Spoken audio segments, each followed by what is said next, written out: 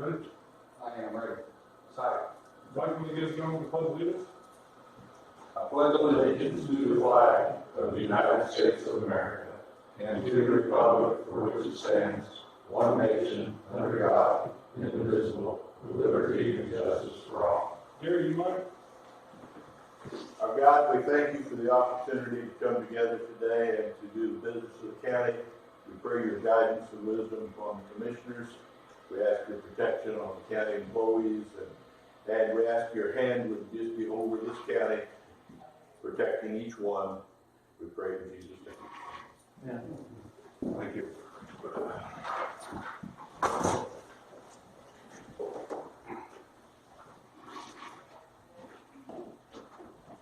Today we got a step on it, I guess. Good news.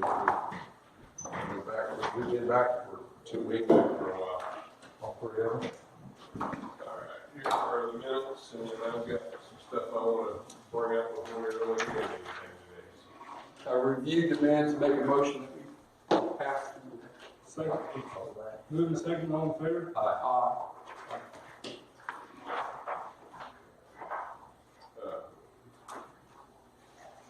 So the sheet of paper laying out here in the middle of the table is a note that I put on the doors. I've also posted this on our Facebook site. You can see the camera. We are live streaming this meeting. The thought was that way we can be open to the public without having people in here. We have not taken any action, or you haven't taken any to actually say we're locking the doors. Jerry, I think it's how we need to proceed. I think you need a motion that, for the foreseeable future, until further notice, that the meetings will be, all meetings will either be telephonic or live streamed with appropriate notices given, and anybody who's not involved in the meeting itself will be kept outside and will be admitted as they're needed for the business of the county. For the directive of the county health, where less than 10 people in this room. Right. My motion. Second. Moving second, all in favor? Aye. I did not get all that wording down as you were going through that here. Did you want me to try to repeat it? That for the foreseeable future and until further notice, that commission meetings will be telephonic or live streamed with appropriate notices given. And that anyone other than the commissioners and the immediate staff that's involved in the meeting is here to participate in any way, they have to wait outside or in another part of the building until they're needed for the meeting, so that we can always have less than 10 in this room, pursuant to the order of the county council.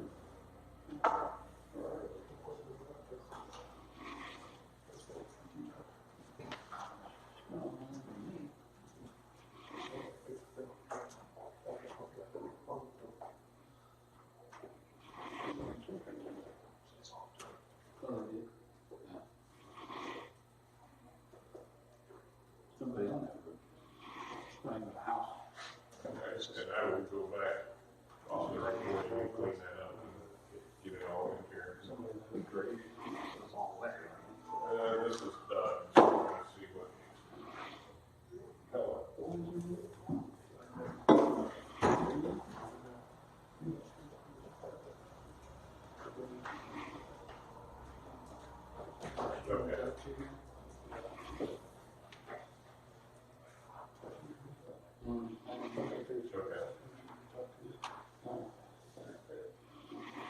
It's leased out. Okay, yeah, that'd be fine. I had a couple of this away, because I figured you want to be here. I tried to get back to it. I tried to use it, but maybe if I fill it, try to agriculture. Why commercial? She does a lot. Yeah. You have in your world. Sorry, I'll be in there today.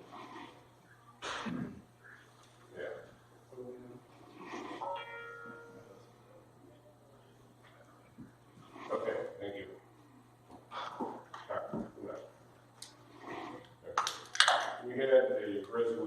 prepared for today concerning gatherings of 10 people or more, and I had copies ready. That was done. Just talked to Dr. Allen. He ordered a couple of slight modifications. So Doug modified it a little. Dr. Allen signed it. Doug's going to bring those copies over when he comes, so we'll wait to take action then. He's going to email me a copy so Jerry can take a look at it in the meantime. All right.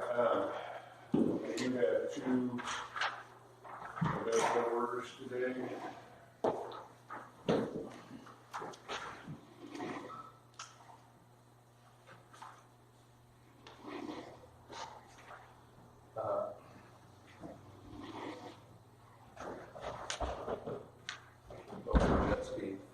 I'll make a motion that we approve abatement 2019-76 and 77.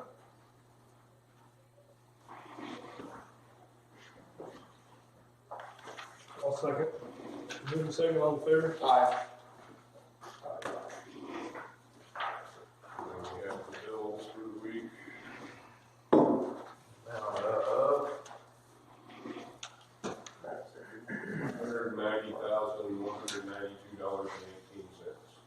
My motion to approve. I'll second. Moving second, all in favor? Aye. Jerry, Doug just called me. Dr. Allen wanted a slight modification on the resolution, so he has already, Dr. Allen has signed it with the modification. Doug's going to bring it over when he comes, but he said he would email it to me so you can take a look at it in the meantime. And I had copies ready too, but That's what I just did. okay. I don't know. I think probably the rest of what I've got to wait until we get into things. If you want to get a couple of these people done, so they can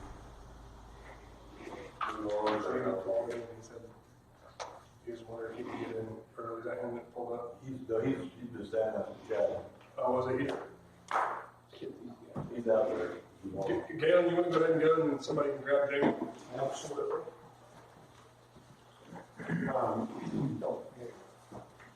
As far as transport numbers, we're at 44 transports for the month out of Linn County, which is a little busier than expected. I've been working with Doug and on some things that he's interested in looking at that I believe he'll be presenting himself. So I'll let him do that. I had a conference call last week with Doug and Kevin and Dr. Allen just to talk through kind of our response, where all the agencies are at, with supply, inventory, staffing, what we're doing specific to the COVID-19 concern. And so that was really good collaborative, us all on the same page, helped us work through some things that we need to work through to keep best prepared, take care of the community. One thing that we're looking at is my supervisors setting up training to have any first responders that need training for mass fit testing for N95, as well as for donning and docking PPE, which just means do put it on, do take it off. Don and doff became the shorthand. But it sounds like everybody's all set with the PPE that they need to take care of these patients.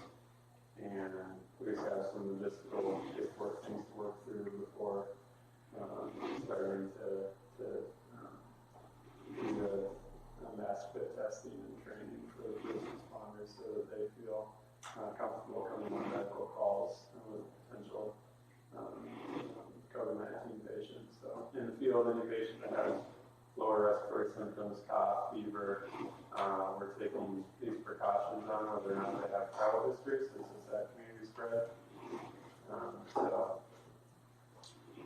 that's where we're at with that. One thing that Doug's going to talk more about is the prospect of staffing an additional third EMT at the station too, which maybe Doug will talk to you guys about, but I gave him figures for that, which would essentially just cover the cost of additional staffing. And I think the easiest way for us is it would be a permanent position if the decision made we do move forward with it. If we could just bill on a bi-weekly or monthly basis, we can have our payroll department just look back and add up all the wages that we accrued just for that additional EMT position and just bill for those wages.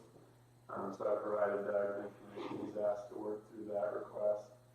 And then if obviously if that goes forward, we need to address some sort of temporary sleeping quarters at Station 3, because right now it's just set up for one supervisor, so. Topeka, we had a meeting with Joe and the board, so there's some further guidance about people with expired or EUC. That guidance should get out to you pretty quick if it hasn't already. The guidance I've heard is anyone that expired last year, if they have an agreement with the ambulance service, they're okay to continue practicing. Good. We don't let our folks expire, so. Well, it's even if it got to dire needs and you needed people, you could bring them back, so that guidance. Right. Yeah, that could be helpful. I think that's all I got. That's good. With the new case here, we're just staying close with our crews and not staying close in that sense, but as far as communication goes, and making sure that they continue being refreshed on what we need to do, reminded of our processes, and it's a lot of the same stuff that we do if we run a flu patient. So I think everybody's feeling comfortable and confident, and we're all set for what may come. Thank you. Okay, Jamie, go ahead. Do you have plenty of PPE supplies, actually? Yeah, we don't have like a disaster stockpile, but we have enough for what we foresee we could need for the next month or two. And our supply chain, and that's anyone's guess, but based on our, if we double our number of respiratory calls, then our supply chain seems to be steady. We plan to get orders in every couple of weeks still for what we need, so I think we're well set. So right now, the protocol is we would send medical assistant lab until you guys assess the situation and it's safe and still need the help with it. Is that right? Yeah.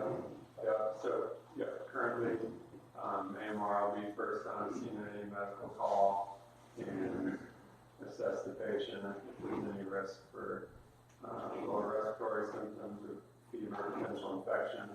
Other first responders won't enter the scene until they have some staff that's able to go through the training to where they feel comfortable entering the scene for potentially infectious patients. Every time you guys enter an unknown situation, you don PPE until you clear the. Yeah, so if we have information before we go into a house per se that there's respiratory symptoms or obviously any history of travel, the call center here is doing more screening questions to try to get us that information ahead of time, which is appreciated. Then we're going in with the appropriate PPE. If we don't have that information on every call, we're just being more cautious and talking to the families before we go into the bedroom, if it's something like that. Visually assessing the patients from a little ways away, across the room, and if it looks like they're, clammy, sick, coughing, sneezing, respiratory symptoms, then we're going to put all the PPE on before going and making contact with the patient. So we're not rushing in to touch anybody before we take a minute to watch and look and see what we're getting into. That's it. Okay, thank you. Yep. Thank you. Jamie, you ready?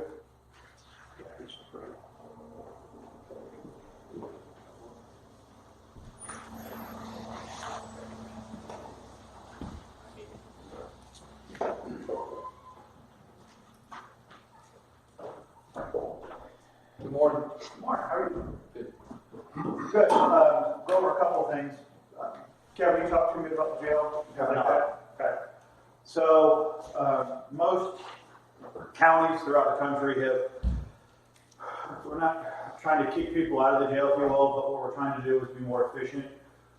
In good times, there's bond statutes that are placed with why we set bonds and so forth. On a typical day, for certain offenses, I'm not going to which ones those are, I don't know Kevin won't either, we would arrest somebody and take them to jail and set a bond amount. Based on what we have going on, there are certain crimes that we're going to be long for, meaning they're going to create reports and send me that information, and we will get it charged and issue summonses instead of set of arrests. The goal in that is to keep the jail as frankly free as possible, because right now we were able to release some people on minor offenses that have been there for a while, but we can't release everybody, obviously. I can tell you in the jail right now we've got a guy on attempted murder. We've got several individuals on off-grid sex offenses which carry 25 to life.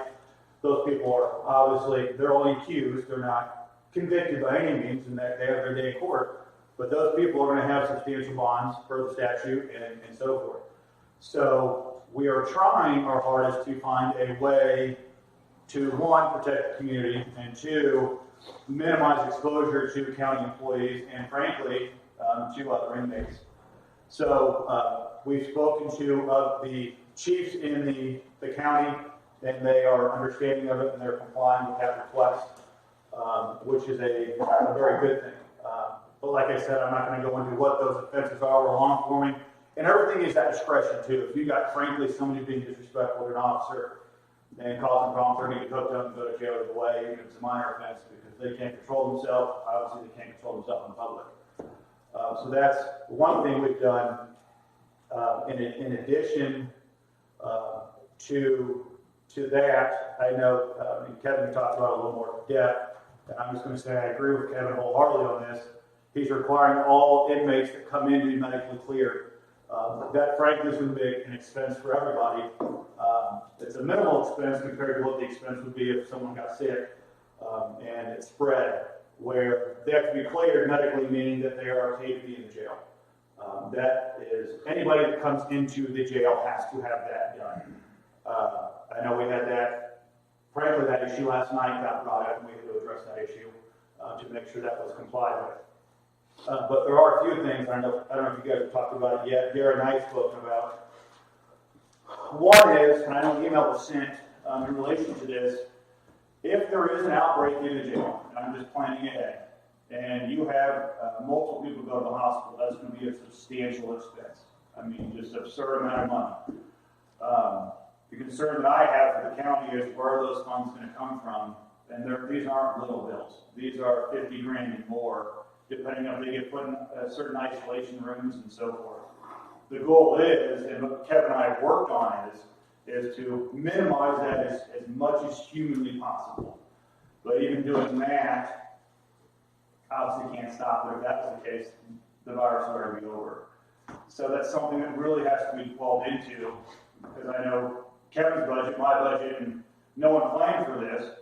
And if you have that outbreak, it's a problem. I know in New York, and these are just what the press has reported, and actually CDC released, they've started having those occur in the prisons and in the jails. And they're already having their concerns on what that cost is going to be. And this is part of the reason why Kevin and I work so hard to minimize who is going to be in the jail and so forth. So that's something that really needs to be addressed sooner and later, just in case that comes. The second thing is, and Gary, I don't know if you've addressed it yet in open session.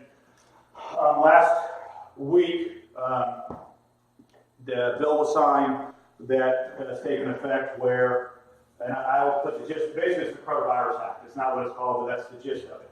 Is for this county, my understanding, Gary, is you have less than 500 employees. Is that correct? Now the county is mandated by federal law. To put it simply, there's more detail to it than this. If you have an employee and their kid is off work and there's not daycare that's suitable for that child, the county has to pay up to 12 weeks of free-force pay of that employee.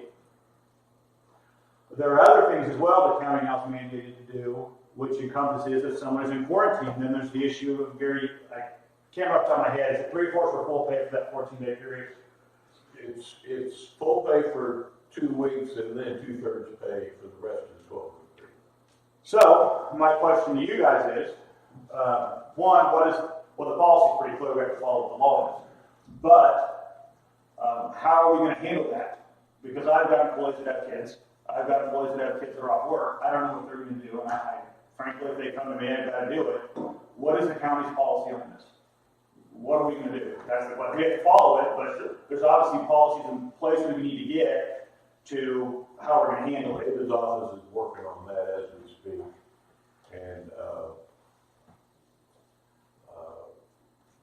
we have to post this by Wednesday, by Wednesday, we have to post this. We'll be posting it in all the offices.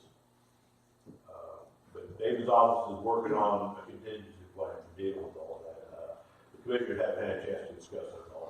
Yeah, and we have, the effective date is April 2nd, is what the trigger date is of when people can start doing that. And Gary, correct me if I'm wrong, but that was my recollection, it was the 15 days from the notice of when it's signed, which would be April 2nd. That's right.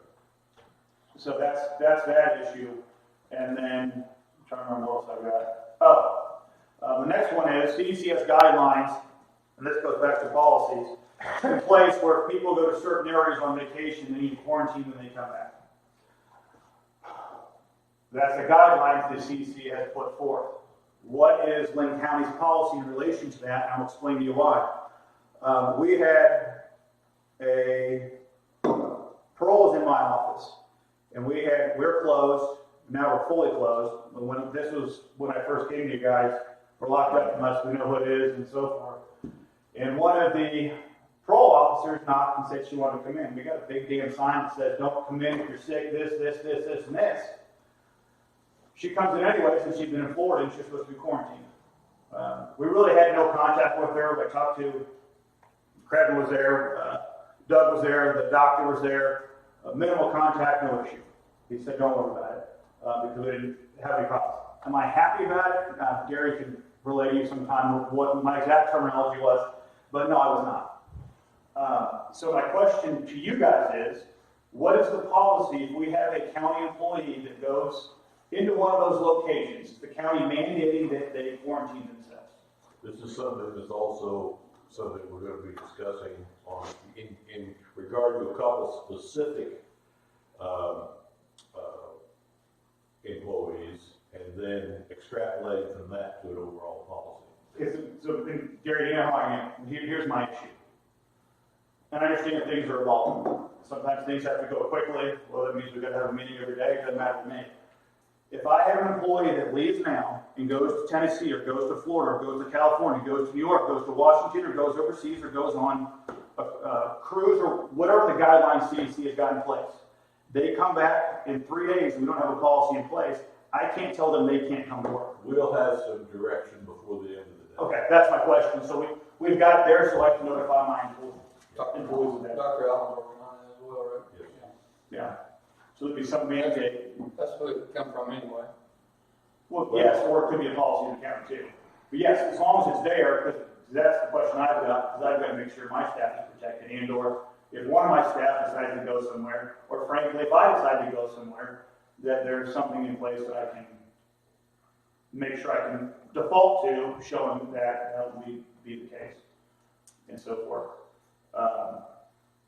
Other than that, I don't have much. Obviously, you guys know the courts are closed down. It's what they say, but they're really not closed down.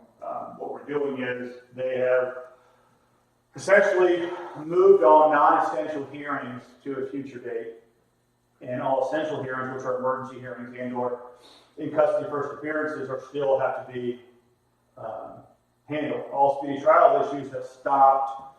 The only problem is we have multiple cases that we have set for jury trial that literally when this time gets lifted, we've got to have those jury trials within 30 days, which is almost impossible to get done because you've got to, 1, get set, 2, get jury questionnaires out, 3, get all subpoenas out and so forth and make sure we get everybody there. So it's going to be a large task. What we're doing now is literally prepping as though we're going to trial tomorrow and trying to have every single trial that we had set in place. And these trials that we had set, they definitely will go unless for some reason the defendant has an epiphany, which I doubt. So what we're trying to do is have everything, all our ducks in a row, all of our books done and everything else, and keep plugging away. Plus, The only good thing about this situation for my office is it's allowing us to catch up and get a lot of things done. Is Judge Hart, are you expecting further guidance from some new policies out for that, extending maybe the time period? She doesn't do that at Supreme Court. Well, I know, but It- she would, yeah, she would know. Yeah, the Supreme Court sent a mandate out to everybody that we all get, and at this time, all speedy trial issues have tolled until further notice of the court. So we had the trial settings on some of these. They were set in such a way that we knew speedy trial was coming up, but it was within the time frame. This is, as you all know, something completely new. We didn't expect this, obviously. So that's why it's occurred the way it has. It's just going to be one of those, not to run with it and get it done. Right. And find a way to get it done. And if it requires a 2-week setting, fortunately, that would be helping with it, because you've got to do the subpoenas going out, and if I have to hire a private process service to do it, I'll do it, to get people subpoenaed and get them in there and get it done. Okay. So, I mean, at this point, it is what it is, just we got to figure ways to get it resolved and move forward on it. Any questions? None for me. Perfect. All right, have a good day. Be a long day. Thank you, Dan. Yep.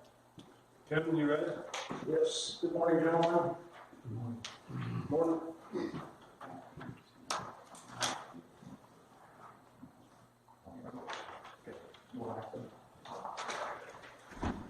As the prosecutor stated, we've had a pretty busy past week.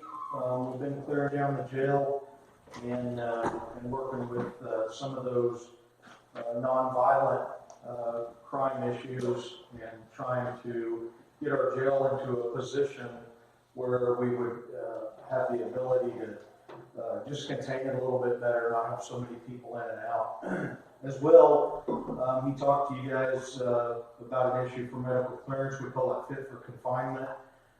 That's something that I instituted this weekend just to assure that the people we were coming into the facility with were of the best health that they could be for right now.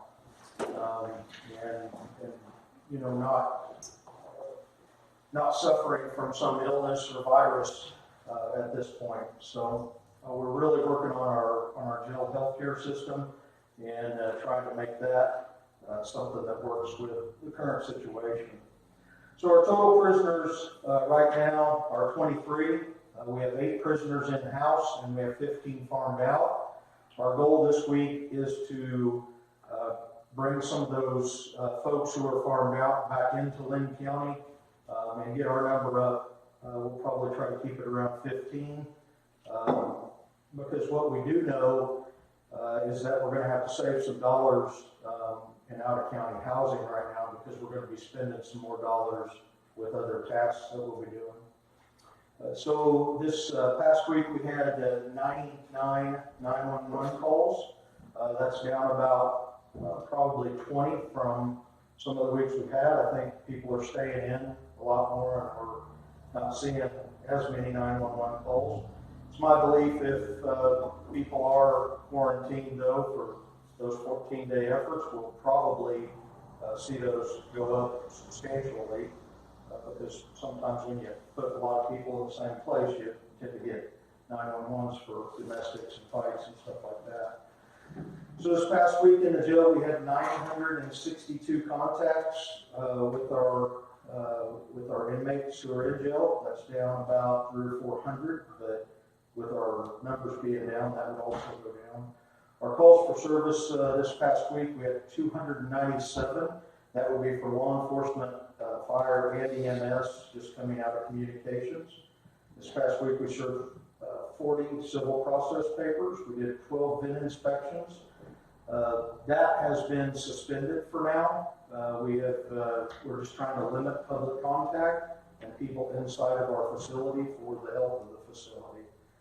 We had 11 new cases opened, we closed 6, and we didn't work any vehicle crashes.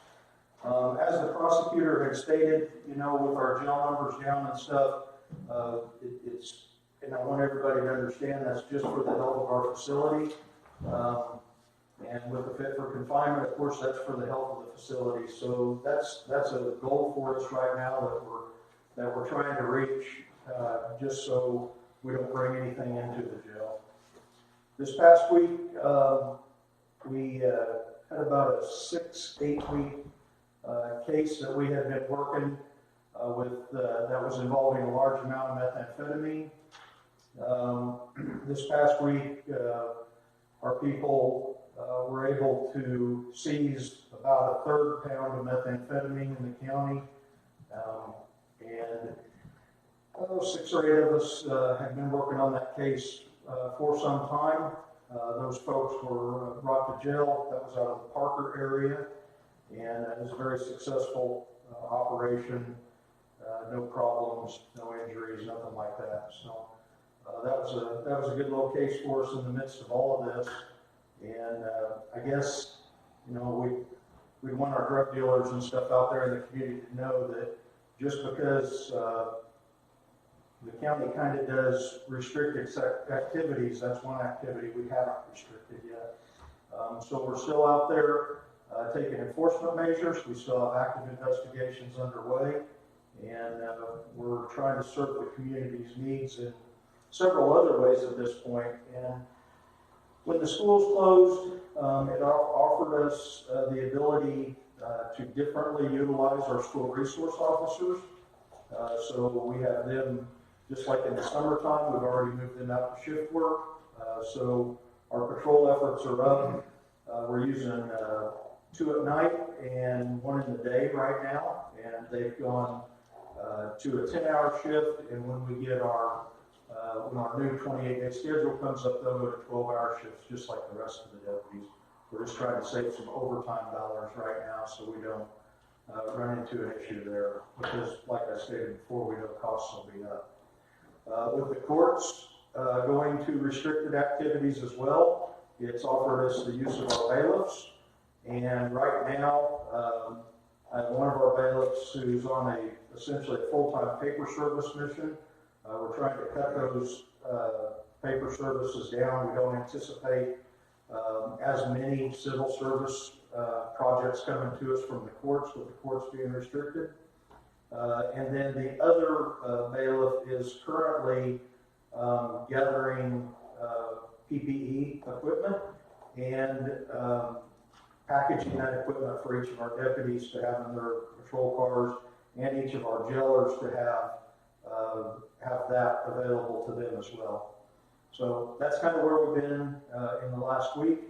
One other thing that we got ourselves involved in, we wanted to sanitize our jail as well as we could. It was about the same time that the prosecutor's office had the individual come in who had just been on vacation from Florida. You heard him talk about that. So we procured some misters and foggers, and we were able to sanitize all of the district courthouse, the jail, all of our offices, the prosecutor's office, and the probation office that's attached there at Community Corrections. So we're really happy to do that, as well as I think it kind of brought a little bit of calm to folks because they felt like maybe they were in a cleaner environment. I think that Doug Bartlett is probably going to talk to you around the 10 o'clock hour about those misters and foggers that we utilize. They belong to one of our local schools. I think the benefit of them is great, and we hope to make an attempt to purchase some of those in the future. We've already tried to, and they're not available at this point due to the pandemic that we're currently suffering. So, but I'm sure you'll hear more about that from him because they were pretty impressed with the way they were utilized as well. So I think that's all I have. If you guys have any questions, I'll be happy to. So the ones you released, Sheriff, are sent away for now. We're normally in the 30s, and now we're down to 23. Are they house arrest, or No, they released on bond, or? Those 23 are in custodies. No. The ones, we're normally in the 30s, now we're in the 20s. We've never been in the 20s since I've been here. We've been as high as 55. And now we're down. Where's those other individuals that you released? How are they released on? There are different types of release. Okay. The prosecutor has worked that. They can either be reporting to probation or court services. They can be house arrest individuals. They're just not in my physical custody at this point. Okay. So there are other release methods out there. Quite frankly, I know a few of those people were just released on bond. So they could have had a reduction or released on their own recognizances with a notice to appear to come back to the court system at a future date. Gotcha. Any other questions, gentlemen?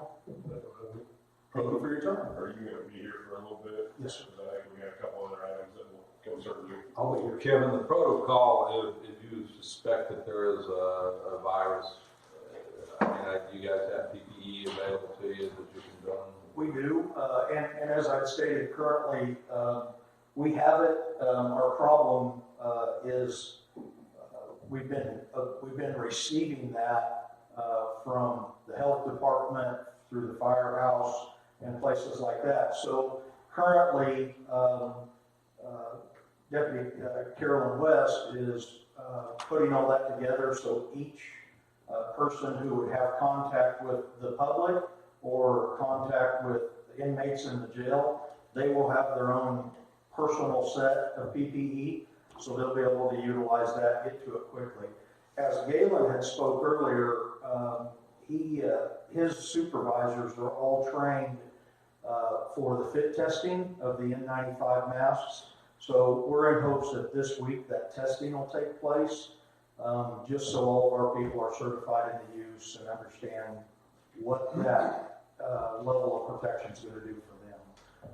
And that's something we've been working on since really Friday to make sure that we get everybody through that testing.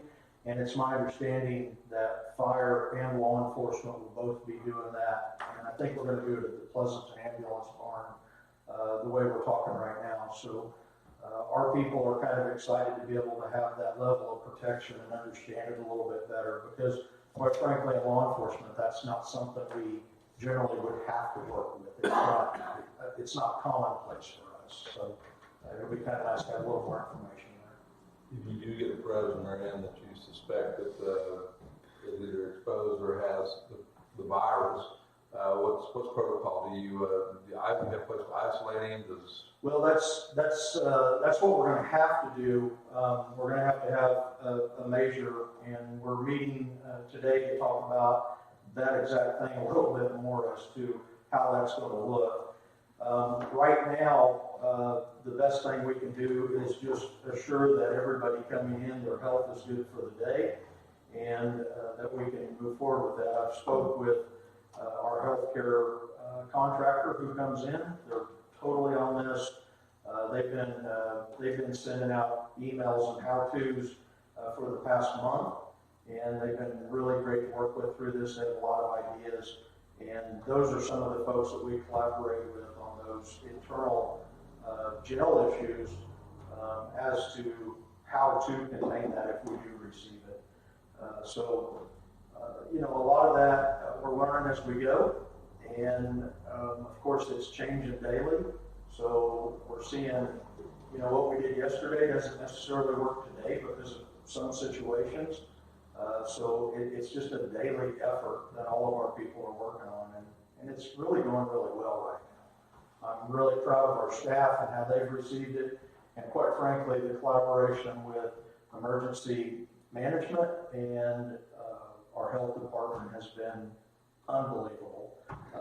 We've met daily for the past week or so, and we have been highly involved in the Linn County testing procedure for what we're doing for COVID, and we have staff working in that venue every day. So everybody's getting along really well, and this is progressing nicely. I know last week you guys were working on your move on that yellow building. How'd that go for you? Went well. We got everything out of there. We had a lot of help from Jackie's team, and they brought us recycle bins, trash bins, all kinds of things like that. We were able to do that in about a day and a half, and we probably ended up with, I would say, in total, probably 100 man hours on that project, and the building's clean. cleaned out, ready to go. I do think that we still have one item stored in there, that'll be taken out, but we're just kind of holding out to the end of time to get it out of there. But everything was really smooth, and we had a lot of help, like I say, from Jackie's team. They were on it, and actually a couple of them were able to stay and assist us in moving bins and stuff like that. So really appreciated that. Good. Thanks, Kevin. You bet. Okay. One of the things I wanted to bring up while Kevin is here is going to concern his department to some extent anyway. Last week, you passed a motion to pay overtime to salaried people during this crisis, during this virus response. That's created some questions for payroll for us.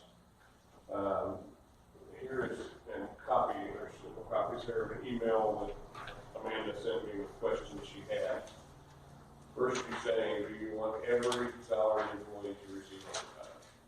And then she lists, there are 5 people that would fall into that category right now. One of them is the undersheriff. And that gets into another issue on him.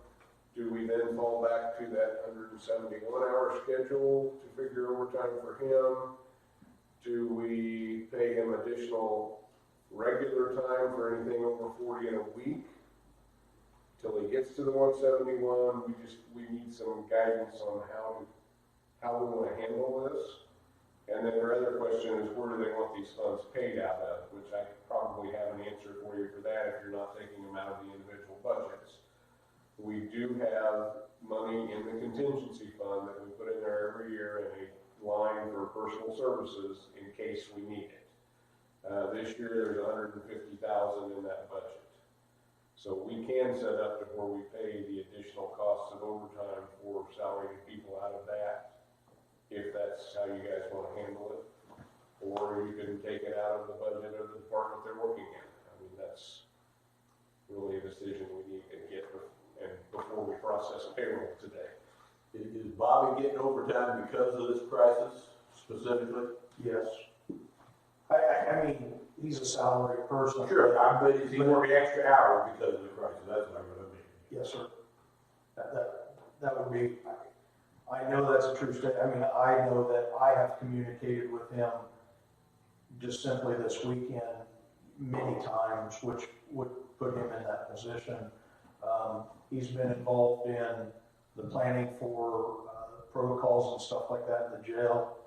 So I know that that's going to put him into that position.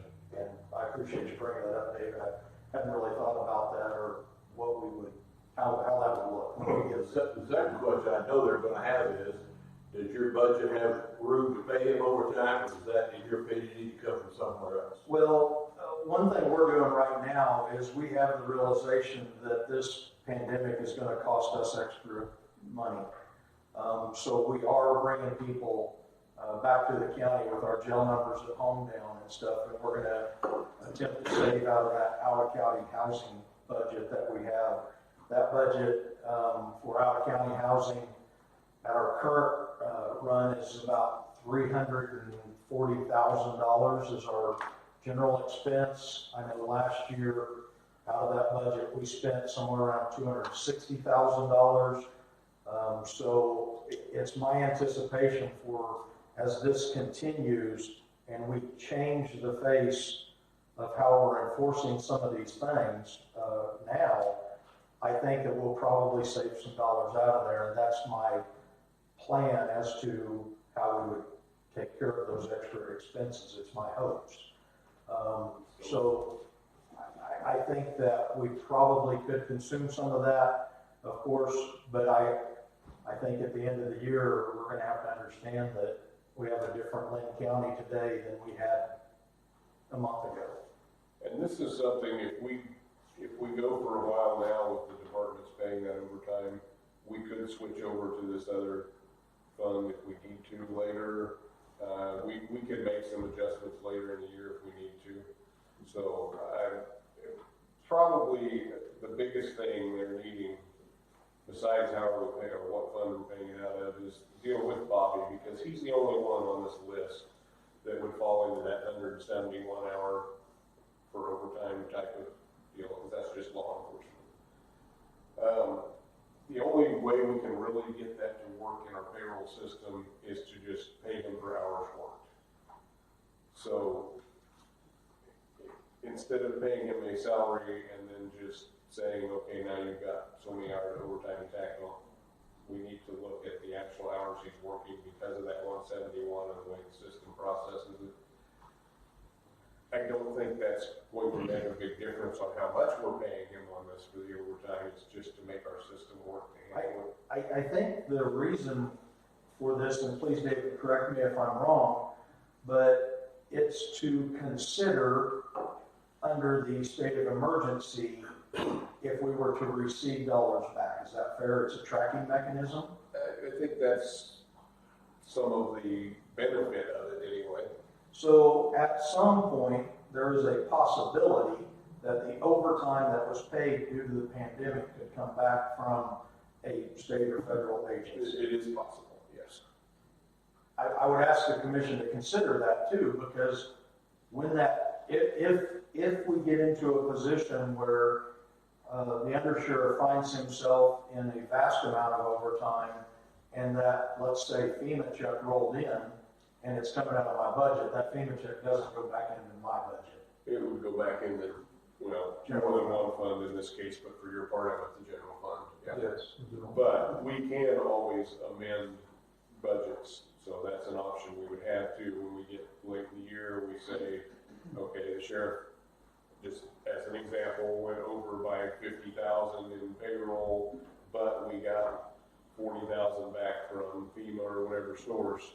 We could amend the budget and put that amount back in. So that's something we can work with. I know in our office, David, we're also keeping track of any extra supplies or things that we're doing for the COVID-19 situation. So those are all going into a file, so we would later be able to realize every single purchase that we had made. And we're doing that for all departments when we're processing anything that we can tie directly to this response. We are keeping a record of that so we know how much we're spending on items for this. Everybody knows that, all the department heads.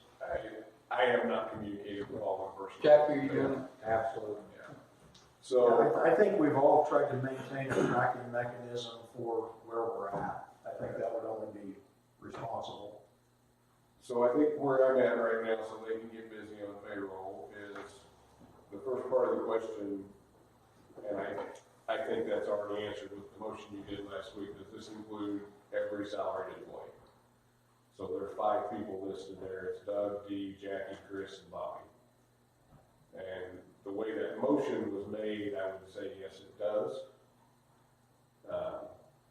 I think if you want to exclude one of them, you would need another motion to do that. And then does that create other problems if we're excluding someone that's in the same class of employee?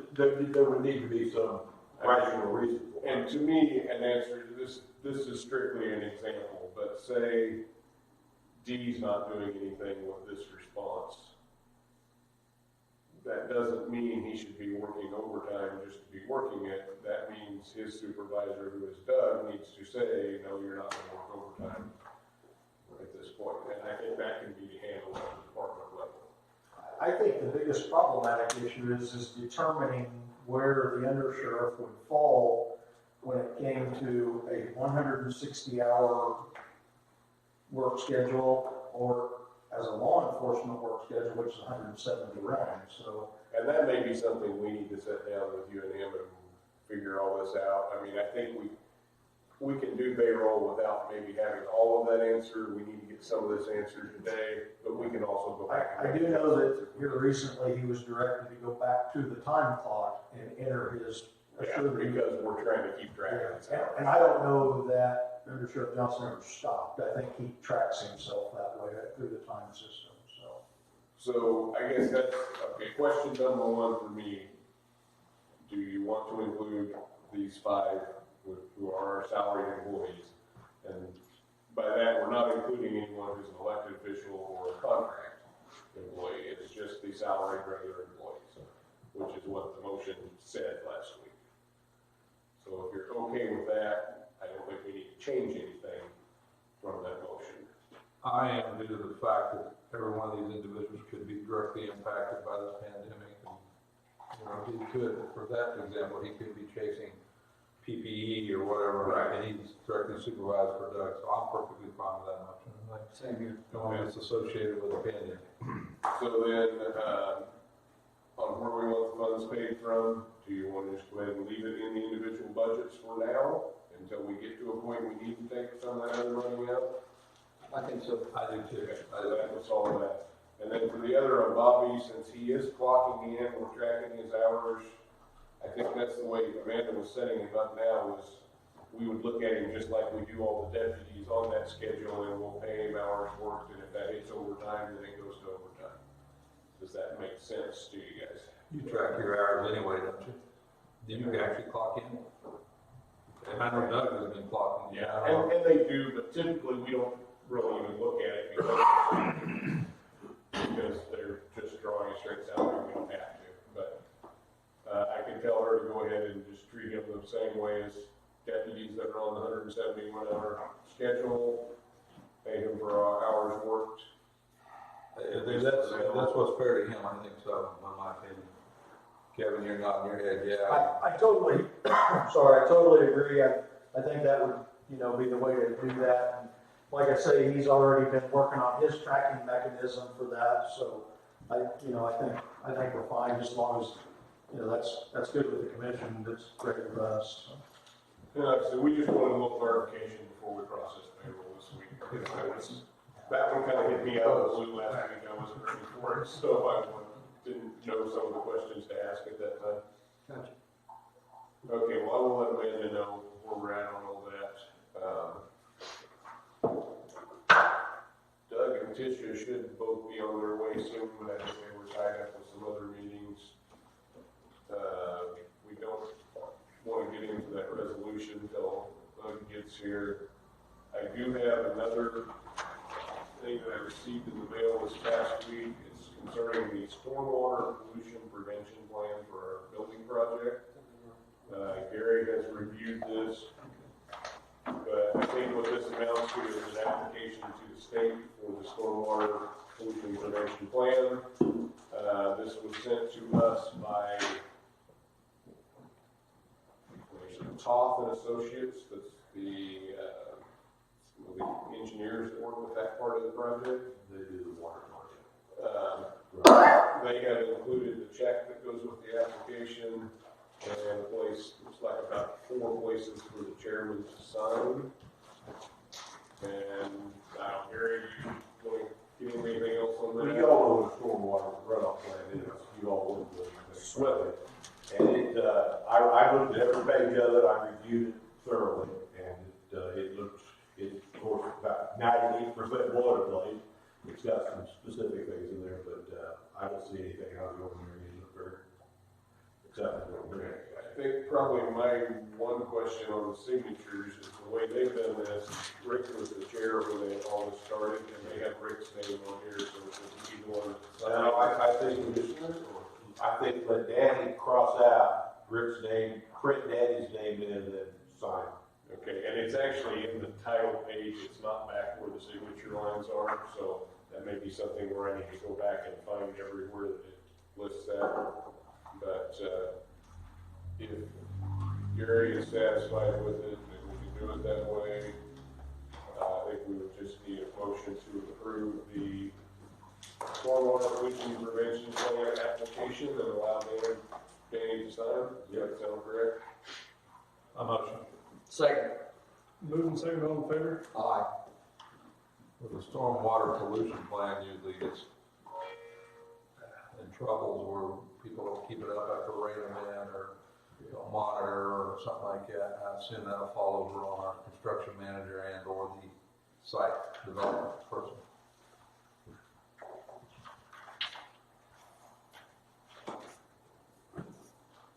It'll be a couple of years, I'm sure, a year and a half in working.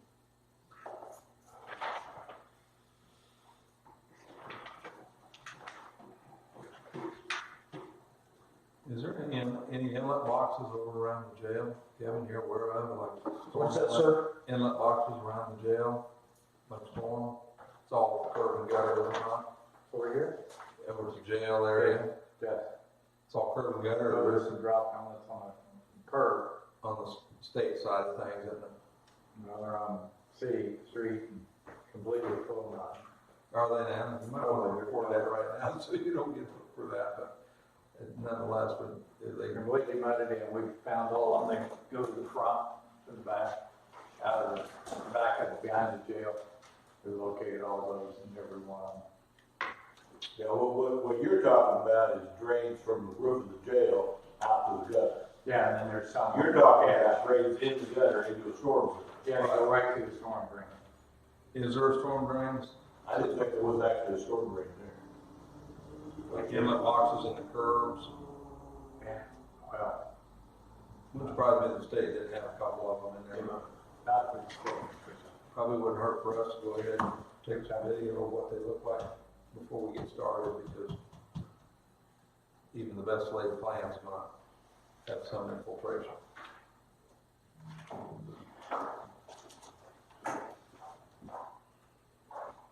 Usually the reliability there isn't cleaning out the system, but the flood that the system, the failed system caused. So, Well, Danny's saying that, I just want to bring you up to something that came over the weekend. Jody Smith, who works for Elizabeth Maxwell, up at the area on aging, met with the church group in Lacey in order to help out with this issue we're going through now with viruses, and they were talking about the willingness to deliver we're up to 19 meal deliveries that we have our truck delivered to Pleasanton, Centerville, and all that. But when it gets to Lacey, they individually go to 16 different people and deliver 19 meals up there. So the churches are thinking about taking that over, so they want to reopen the senior center, not with the table warming stuff or just a drop-off point.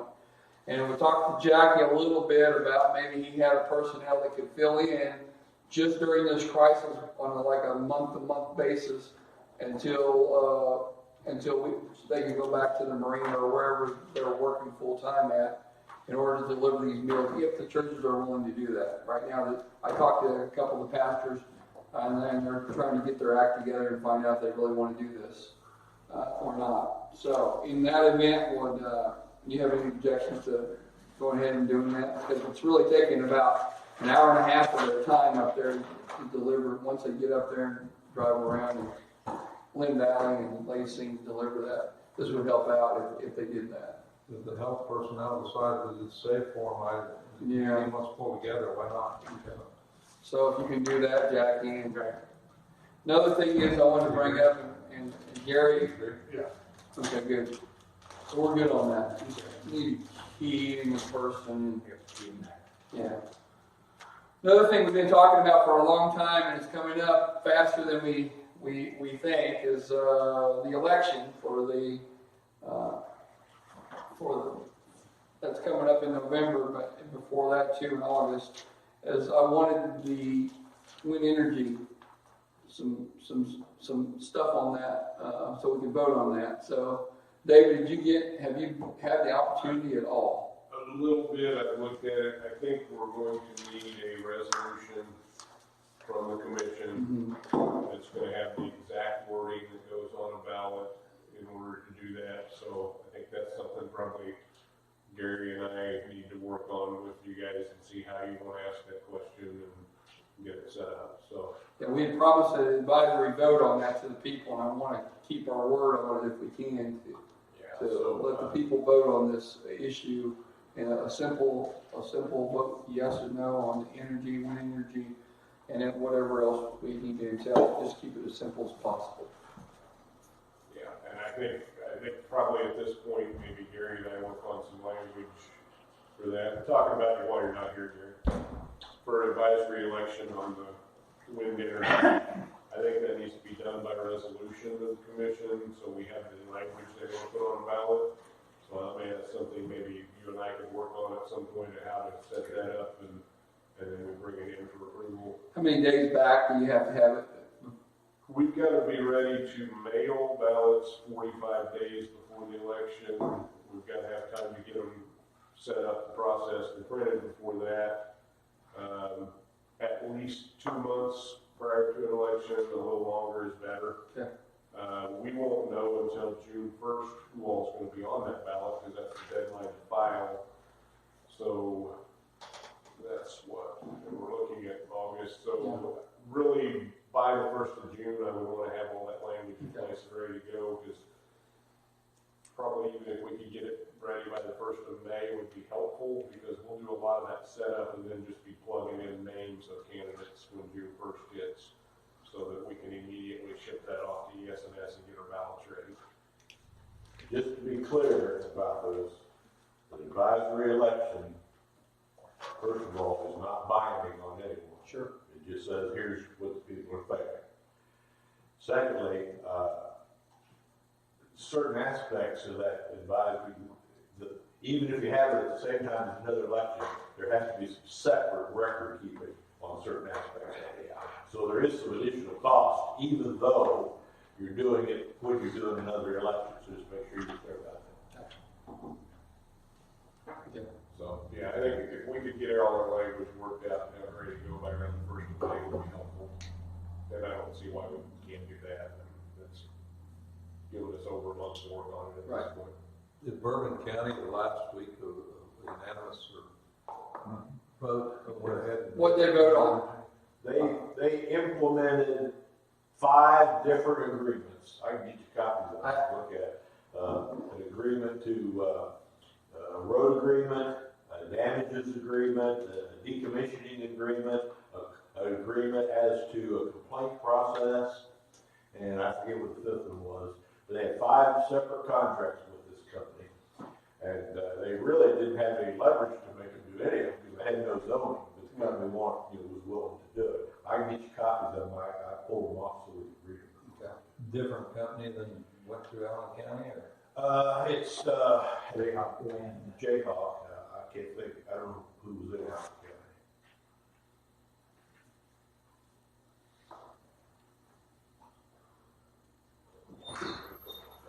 You guys want to talk about the wellness program? Have you got any phone calls into that? Over what? The wellness program from our. I had some a couple weeks ago and highlighted at some point, but I haven't had it recently. Have you guys received any phone calls into that? The $50. There was some concern that because of the emergency conditions, some people are going to have problems completing the requirements for their $50 savings under the wellness program. Cindy sent me an email indicating very strongly that she didn't agree with that position. But we also thought there are some additional things we could add if we need to, if people need to complete something to get their points up. We're more than willing to work with people on it. It's going to be hard to do. There are some things like some training videos or something we can have somebody watch. We've got some options we can add, so I think we can work with it and make it all come out all right. Didn't know this coming. Tish, are you ready? Yeah. All right. Well, Just give you guys an update. Obviously, you've seen the public health officer order that came out this weekend, and I believe I'll let Doug talk to more in reference to that. We do now have 2 cases in Linn County, and that was released Yesterday. It's all blurred. That was released yesterday, and both contacts have been in quarantine, did exactly what was requested of them. So we have minimal people in quarantine as a result of that. We do have others throughout the county, though, being quarantined, and that is due to travel from community transmission states or things like that. is that a mandatory quarantine or is that? There is a mandate from KDHE for Florida, I I don't remember exactly which ones they are, but yes, there is a mandate from, there's specific counties in Colorado and then Florida, California, California, Washington State, and I don't remember, I mean, there's an order for that from KDHE, so yes. So yeah, so that's, and we're monitoring those people and have sent them their packet of information, and if they become symptomatic, then we will. So these people that are in quarantine or that have it, you just talk to them? They don't have it, you mean isolation. Or isolation? Isolation are people who have been tested and as positive. So do you just talk to them, they give you all these names of people they've talked to and, or been around, and or you contact them, or how does that work? So if we have a positive case, then we get a list of people in a specific time frame of who they have been in contact with, of 6 feet for 10 minutes or longer, and then we make those contacts to that direct person. It's not, I mean, like with the measles, when we did the measles, there was a time frame of from, if you went through the grocery store from at 10, then there was a 2-hour period where it potentially could still be airborne in that area, and that would be why we put out at that time, you know, the location between this hour and this hour, call this number. It's different for this virus. That's why we're not putting out locations and where they may or may not have been. So we are. I worked with Chris Martin this weekend regarding a voluntary vulnerable population registry. So we are so that we can identify those people that in the event, so that those people can reach out to us if they need help with getting groceries or things like that, or medication pickup.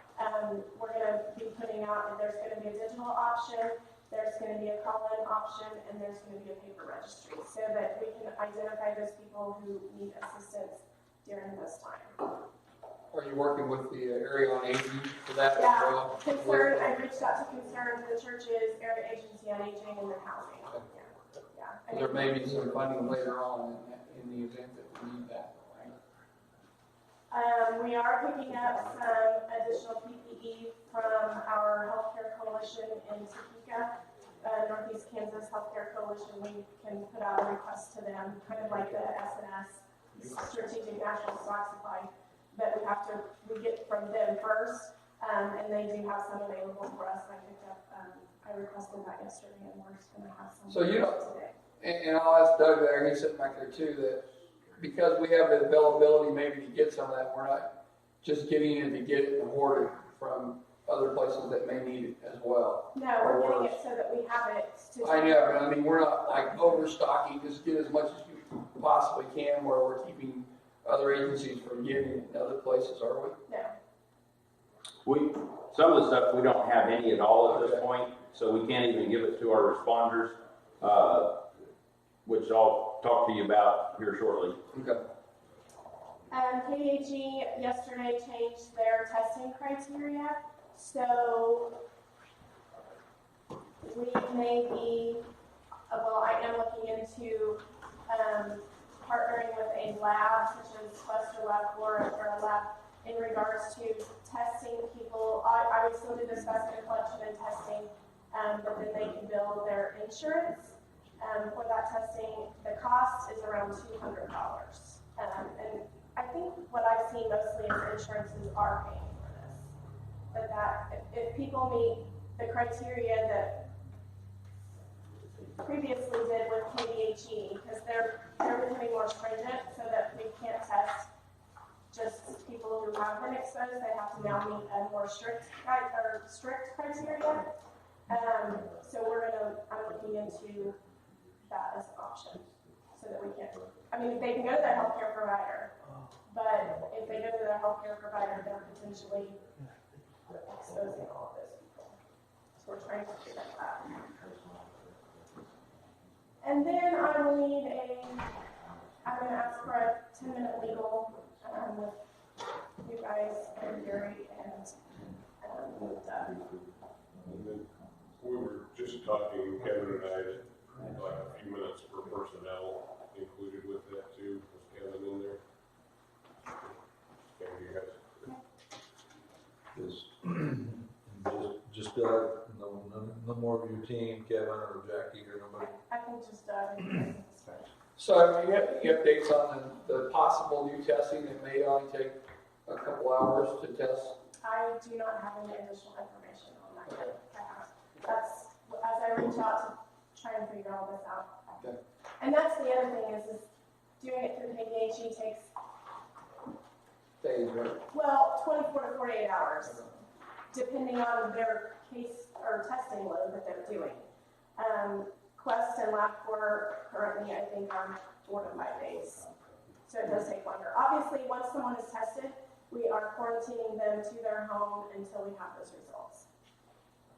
And then asking them to go ahead and start identifying their contact list so that if we get a positive, it's not another 2 hours for them to figure out who they've been in contact with. Going all the way back to the very beginning, you started speaking about people that may need help, groceries and stuff.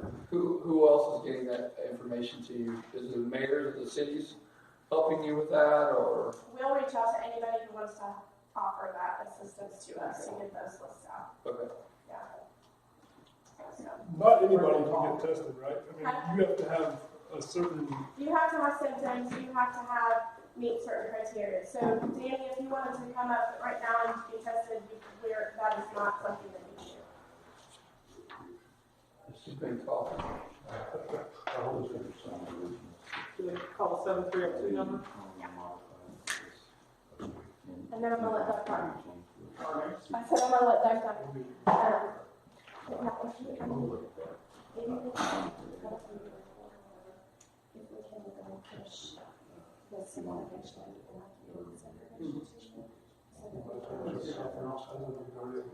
Yeah, it's already done. lack of supplies, lack of tanks.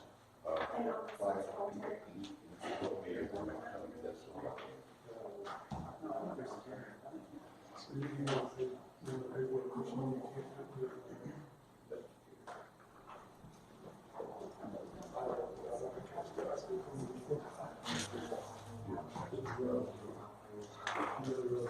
We're ready, man. You Okay. ready? Yeah, sorry, yeah, we're ready. Yeah. Good morning. First document I'm passing around to you is a press release that Dr. Allen wanted to put out in our conversation with him yesterday. It has to do with travel guidance.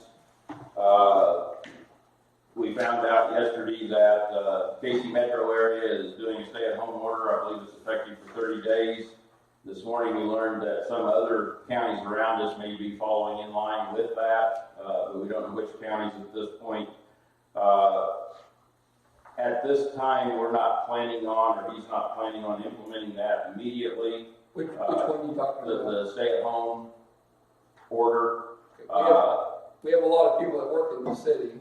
Correct. Driving up there. And it's not practical to stop them. Some of them may have essential jobs.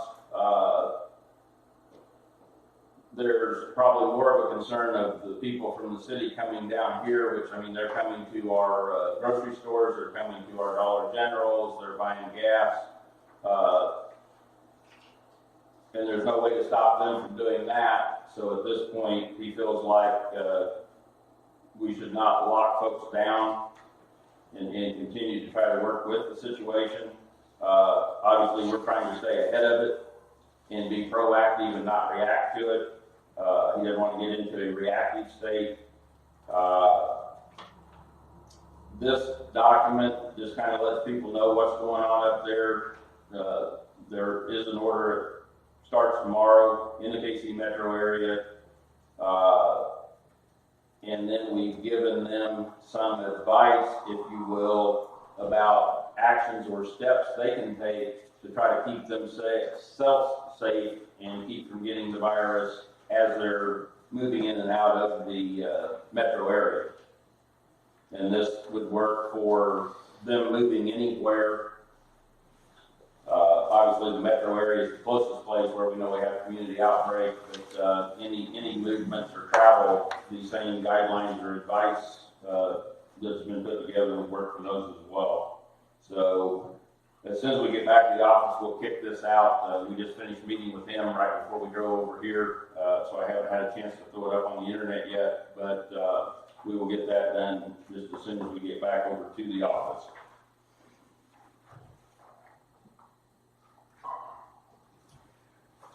I would like permission to purchase some face shields.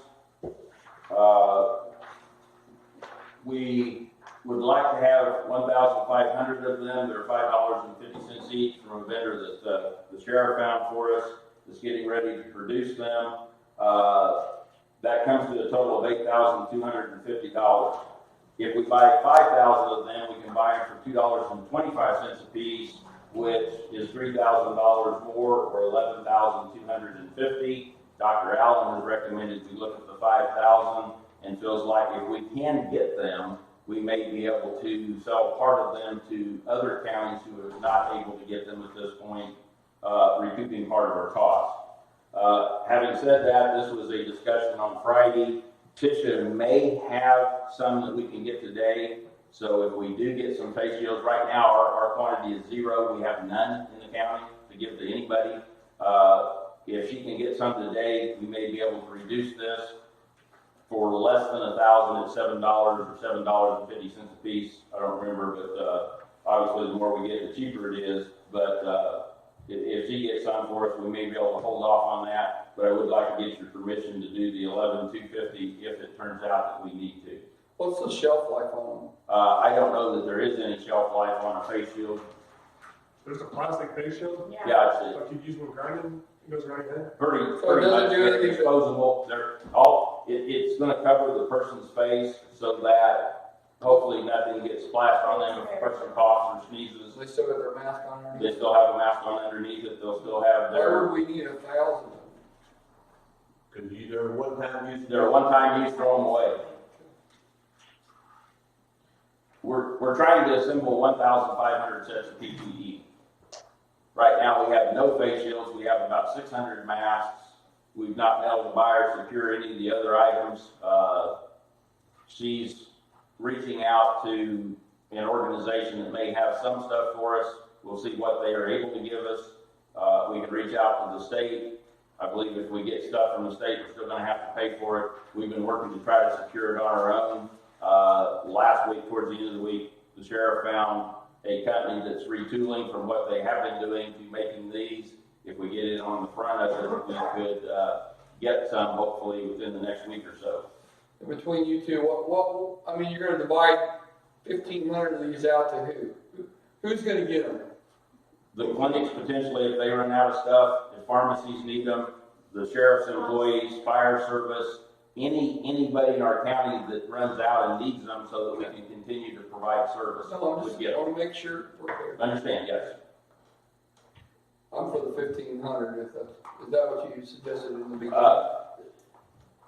1,500 would buy or 8,250 would buy 1,500 of them, which is what we were looking for. For another $3,000, we can get 5,000. Dr. Allen suggested that because he thinks we probably could sell them to other entities. We're not in the selling business, but.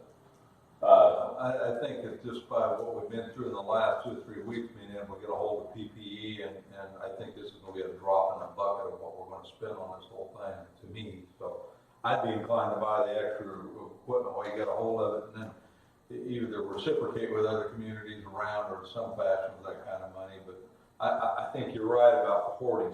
That there could be a potential of people hoarding and cost somebody else, but I think our intention is to reciprocate where it needed to be. Break this tie. Part of the problem is we don't know how many we're going to need. We don't know how long this thing's going to be here. We've kind of arbitrarily picked that number, hoping that would be enough. It may or may not be. It may be 3 times what we need. We bought, I think, 500 N95 masks for H1N1, and I think we had 380 of them left when we got done, but they're expired, so we can't use them. They've been given to our clinics to use for people that come in because, while we cannot put it on a county employee, they can put it on a person who's coughing, and because they can use a dust mask for that. They don't have to have an N95. But we may buy a lot of this stuff and not use it, but how are we gonna know? And we certainly can't wait until we need it, and it's too late. I mean, we're pretty much there now, as is everybody in the country. You know, nobody can find this PPE. So those face shields are one-time use, you said? Yes, they're disposable. As is the mask, you get to use it one time and you throw it away. The gown, the gloves, everything that we're using is a one-time use. So, Well, you know, when we first started this, I think we all thought if it gets here, and now we all know that it is coming and going to get worse, and we're going to have.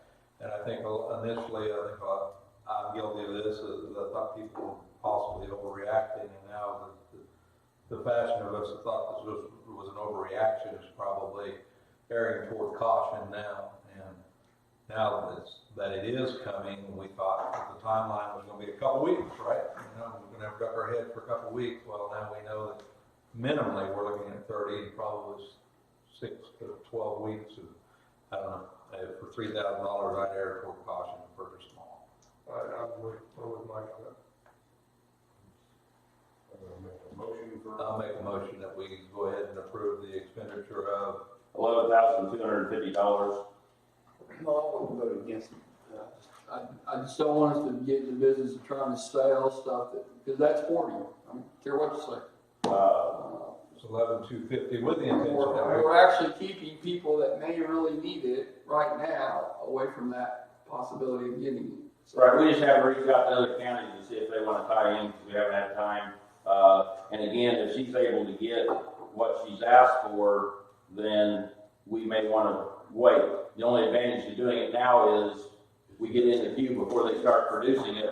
Our chances, they're hoping to start shipping by Friday of this week. Our chances are better that we might get it. I'll second Mike's motion. Moving second, all in favor? all We've been attempting to get some portable electrostatic foggers that could be used to clean equipment, like our van out here. You go in and fog the van. Currently they're on back order, but they're $650 per unit.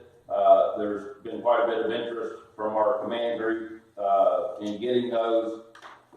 If we were to get, I don't remember if I figured 12 max would be $7,800. I haven't reached out to see who wants how many. David may want one or two, Jackie may want one or two, cleaning the cabins, doing some of the things that are being done. Fire department would probably get one, emergency management may get one, Fisher may want one, just because it gives us the ability to go in and clean that equipment, put the fog of the cleaning product everywhere throughout the equipment, where you're not trying to wipe it all down. At this point, we've borrowed one from the school district on a couple of projects we've had, so we know they work well. Each department buying one or two on their own really doesn't exceed our spending authority, but since it's a kind of a project jointly, I thought I'd at least mention it to you. We're probably looking at $6,500, maybe $7,800, depending on how many they want. So if you have no issues with that, if they become available and we still need them, we would look at purchasing them. Right now they're on back order, but I thought I'd check with you on that so that you know what we're spending money on. Let me ask, are these things like an O3 generator, like an OZ generator, or do they actually have a product in them that They have a chemical product. You buy little tablets. I've got a picture of it, I believe, here. Let me see if I can't pull it up and find it. copper chloride, bleach? I don't know what it is, the chemical. Yeah, I don't know what the chemical is, but that is the. It's a 31% solution of the chloride. It's still on. It's got a little cartridge in it. It's an electrostatic unit, which, if I understand it, causes the spray to stick to the surfaces. Like I say, our school district in Pleasanton has one. They've been using it. They also have a big room fogger, but the room fogger, from what I understand, puts more of a liquid down, so everything's going to be covered with the liquid, where this is less like that. It actually just goes out, sticks to the surfaces, and it's not real wet and soggy when you get done. So cleaning our computer equipment, electronics and patrol cars, fire trucks, things like that. Like I said, just wanted to be up front with you on the cost. should they become available and we still be in the middle of this situation, we'd like to purchase them. I don't have an issue with it. I don't think you need a motion, do you? Can we able to buy that? If it goes over the 5,000, we need it, but, again, I don't know exactly the quantity, but, as long as you're good with doing it, we can do it. That's fine. In the disaster, we could do it without coming and telling you from a legal standpoint, but I think it's just more appropriate. It's not something we have to do immediately to solve the problem. I think it's more appropriate that we bring it to you. The sheriff's been trying to find some hand cleaner. He may have a source where we can buy a drum of it. I don't know if you've, I've called twice now. Their message just essentially tells you they're so busy, it allows 48 hours to call you back. So it might be a position where we go to Kansas City and talk to them. It's one of the distilleries that is retooled from making alcohol to making hand sanitizer, and we're just trying to get in. They're selling so much, they don't have time. So We also ordered a bunch of liners.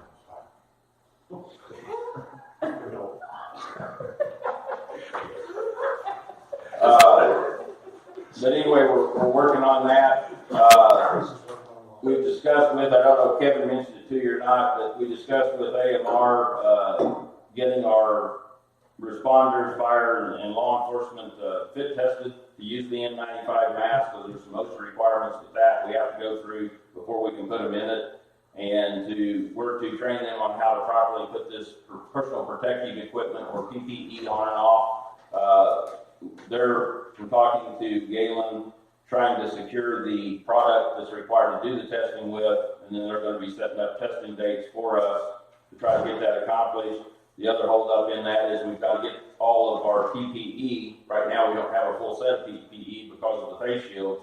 We're trying to get that in so that we'll be ready for them once they're ready to do it.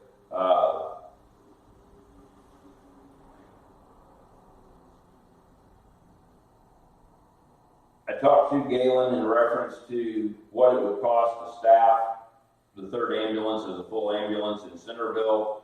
I think we should probably consider that. The information he gave me, they would staff it with part-time people, or they might have to pay overtime if they can't get part-time people to staff it.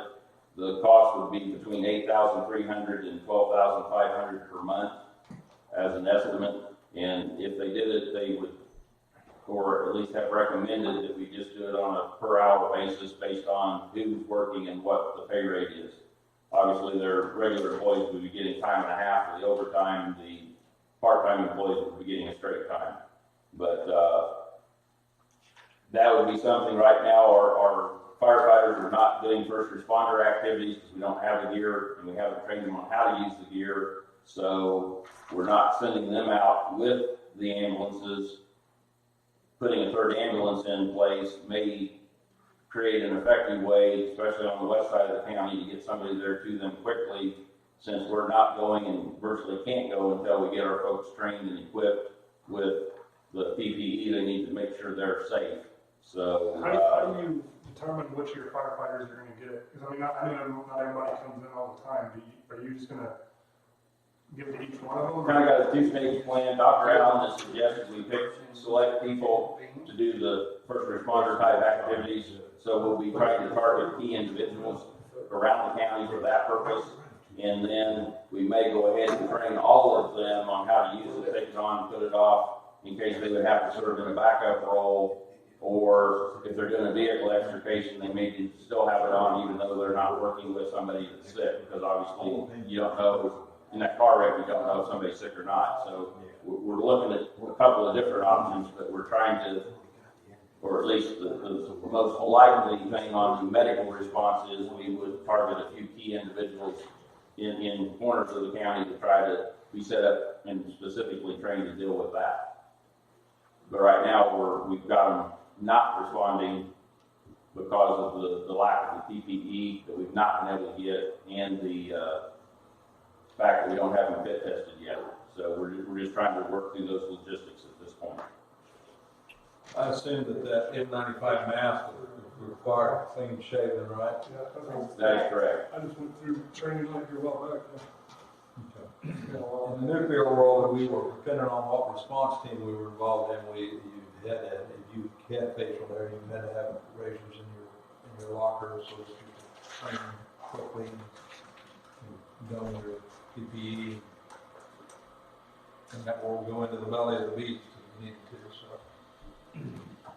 Yesterday in our, I don't remember if it was the 1 o'clock or the 5 o'clock briefing with the Division of Emergency Management, they announced that Kansas's application for small business administration assistance has been approved. The application is on the Department of Commerce homepage, so any of our businesses that are having issues because of all this that's going on could apply or fill out an application through the Small Business Administration for some type of assistance. The program just came out, like I say, yesterday afternoon, so I haven't had an opportunity to go on and look at it and get any information, but we'll get that to the newspaper so that they can put information out to our public, and then we'll try to send it to the city clerks and folks so that hopefully our businesses understand if this is causing loss of revenue or something, that they may be able to get some assistance at this point. And then the other problem I'm having is with some Facebook issues on our emergency management Facebook page. People are getting quite rude and crude in some of their comments about government and what we're doing because we're not providing them all the information they think they're entitled to. So I have told them, if you don't quit, I'm just going to take your ability to post on my page off because I don't have time to go screen all the negative comments, and we got kids and other people looking at it.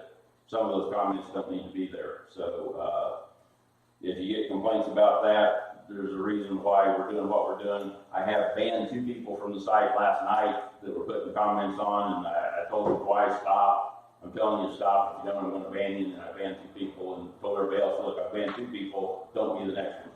So, but I've got a lot of feedback on that as well. How dare you ban us, and under whose authority do you ban us? And one gentleman left me his phone number and wanted to talk to the department head, so I called him up and said, I am the department head. I'm also the one posting. If you have a concern, talk to my commissioners. But, What do you want the people? well, I just,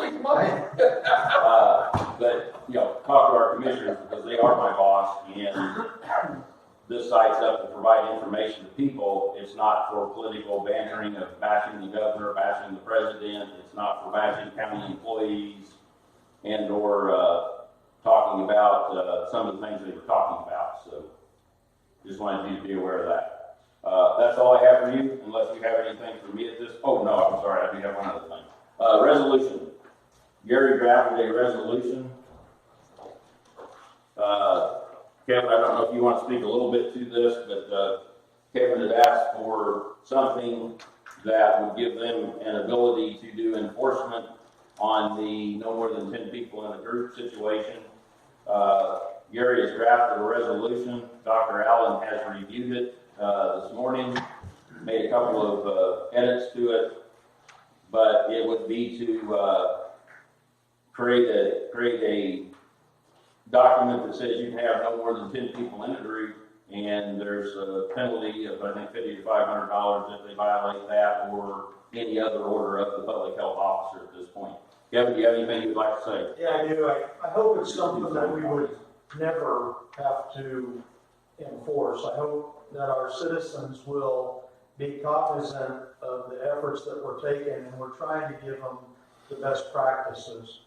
But it seems to me when we make rules and mandates on our citizens, we have to have some backbone with it as well.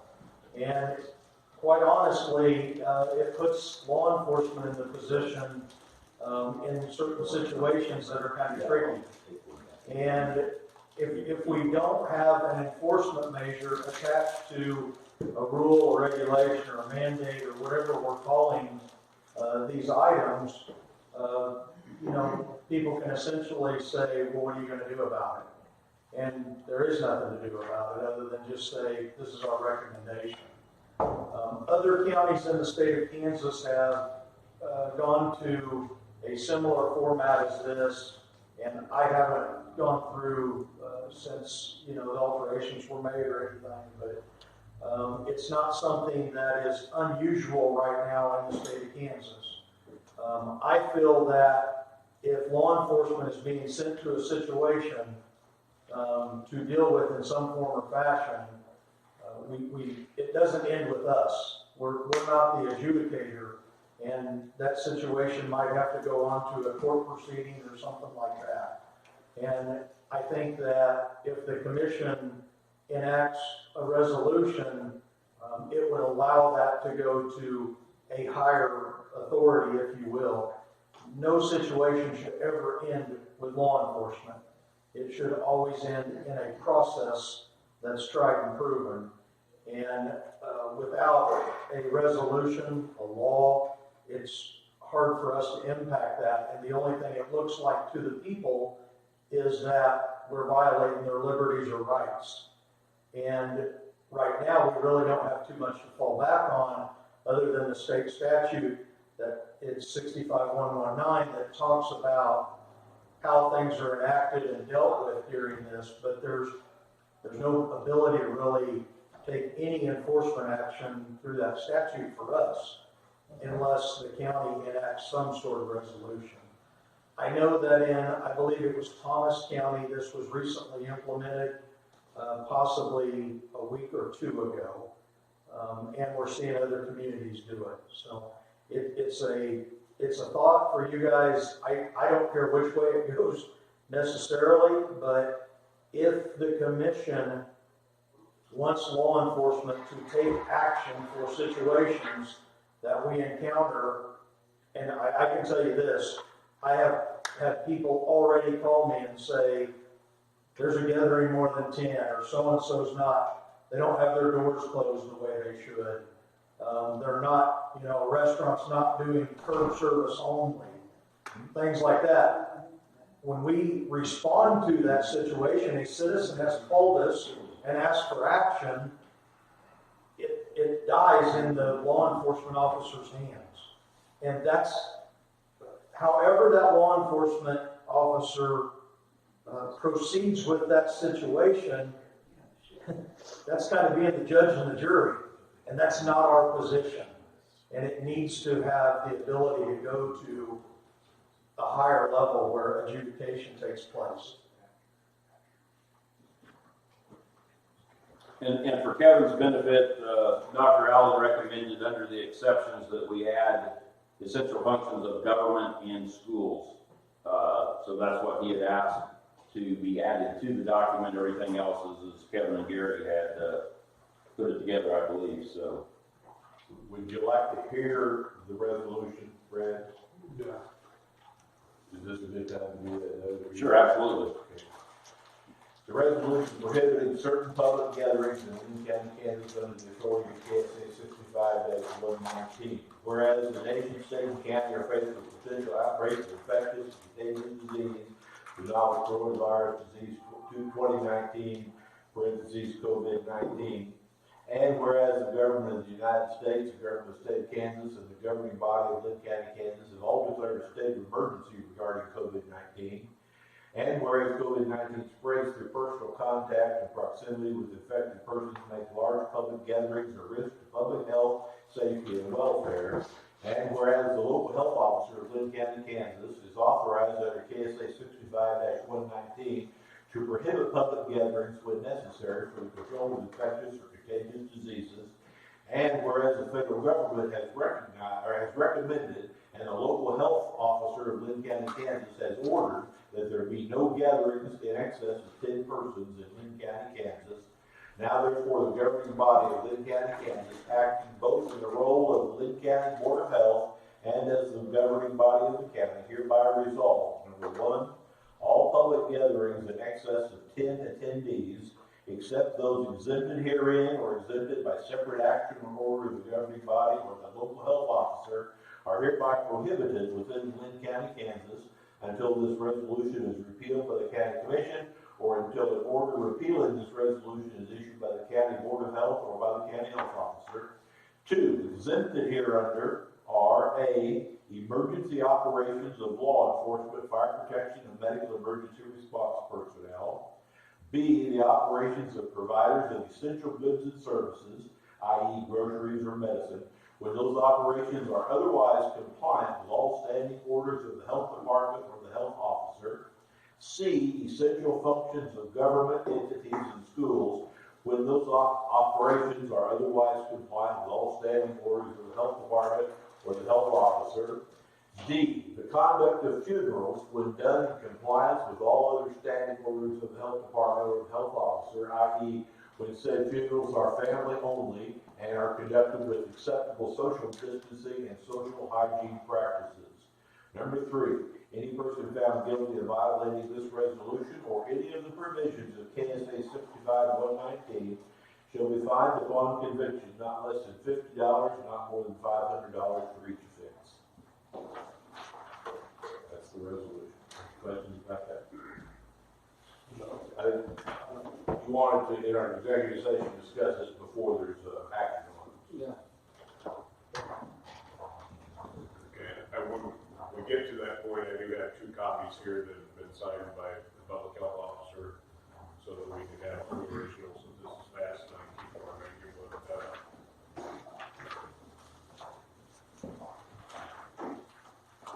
And that's all I have unless you have questions for me at this point.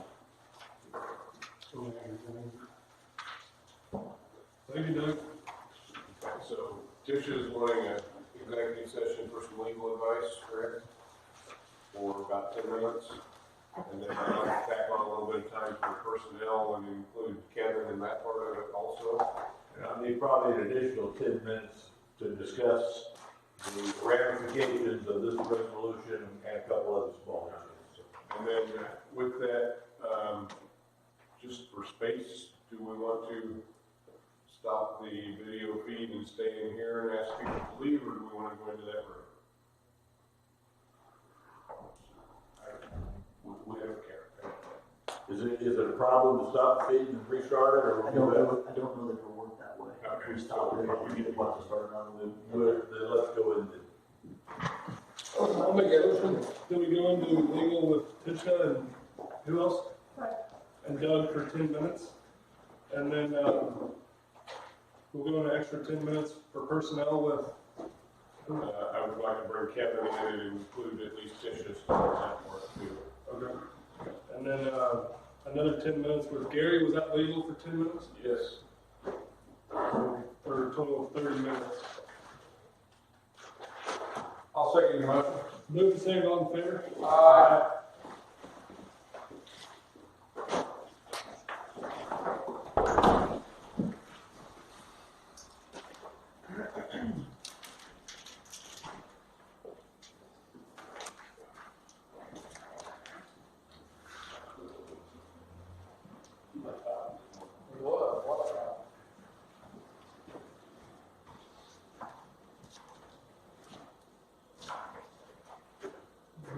We got a big audience?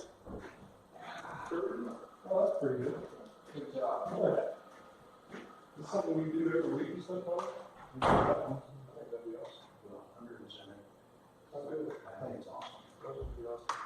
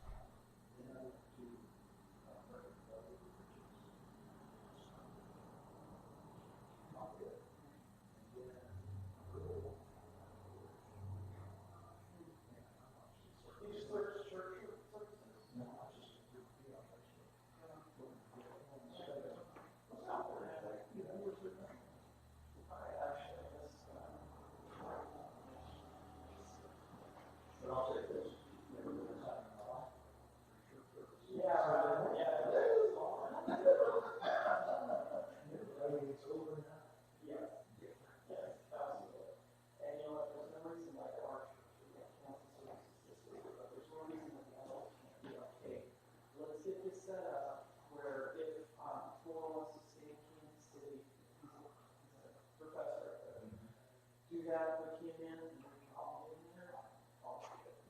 Say, I listen. It's just like this. People watching. Yeah, we never get exactly. This is my good stuff. Yeah. I said, what we heard.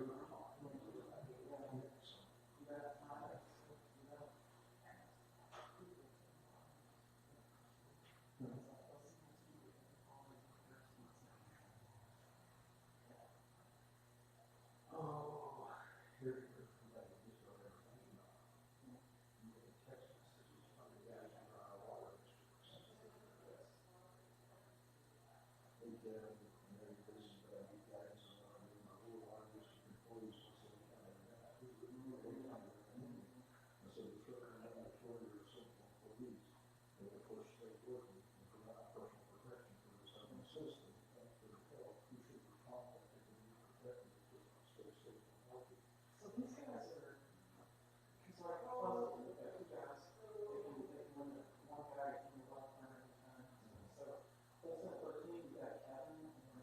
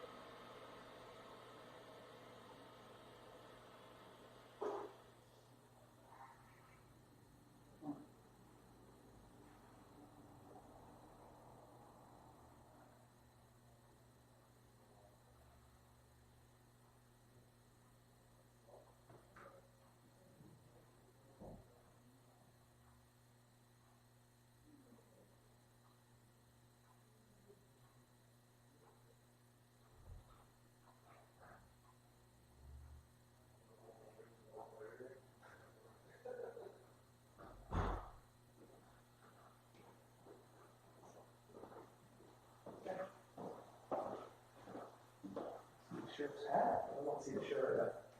He's going incognito back there.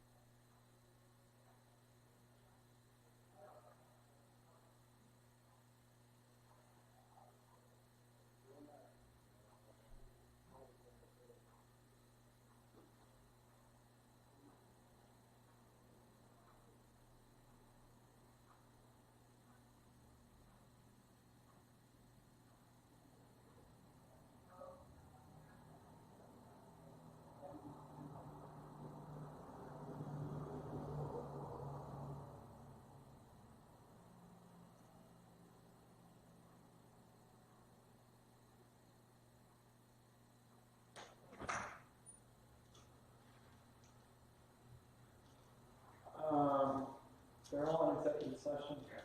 Is the sheriff still in the building? He's in executive session. That's fine, I'll wait. There are 5, 6, 7, 8. How many of us in here? There's been 10. I mean, I'll just wait. I was gonna just grab the sheriff's seat for a minute, see him talk to him. Or maybe you can answer my question.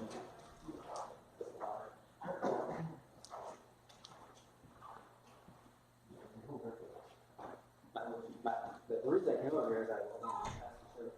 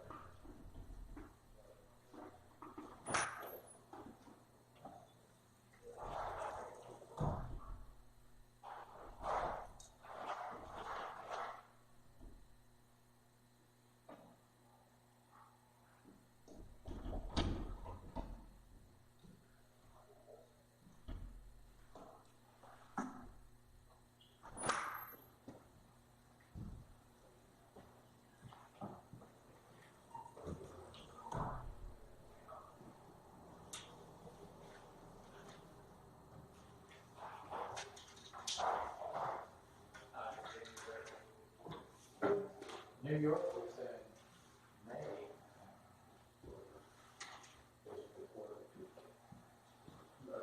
Hey, when I hope this crap's over next week. Which I wasn't even started on that kind of stuff yet, so it's still, maybe we're over it by the time they get it. Yeah.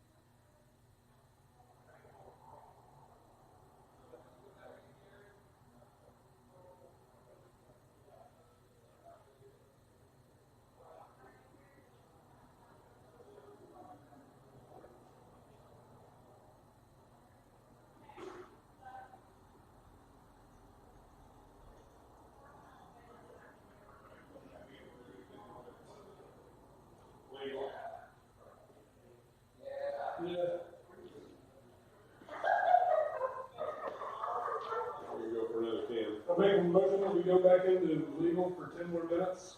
Back to the executive session. I'll second that. All, second. Move to second, all in favor? Aye.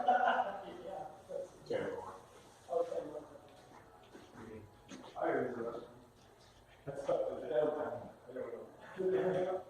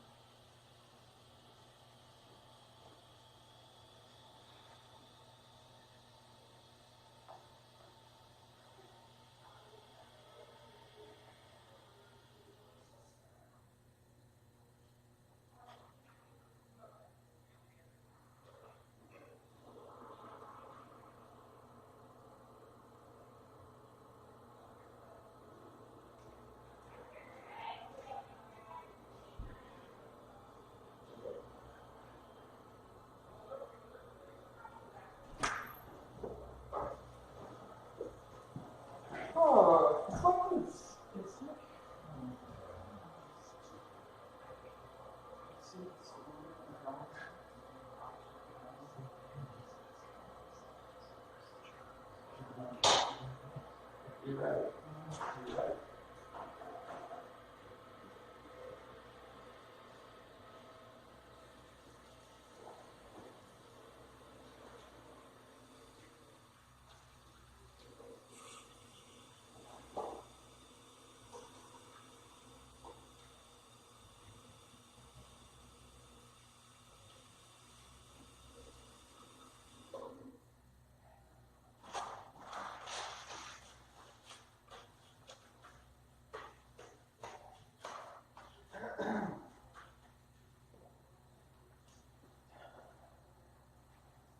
Yeah, it's no fun.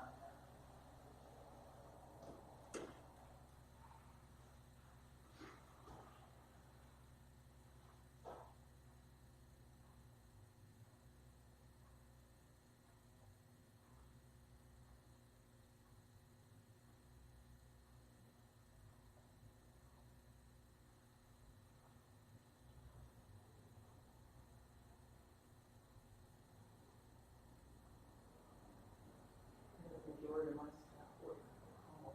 Really? Yeah. Actually, salespeople are up front and are probably showing that, I refuse to give up.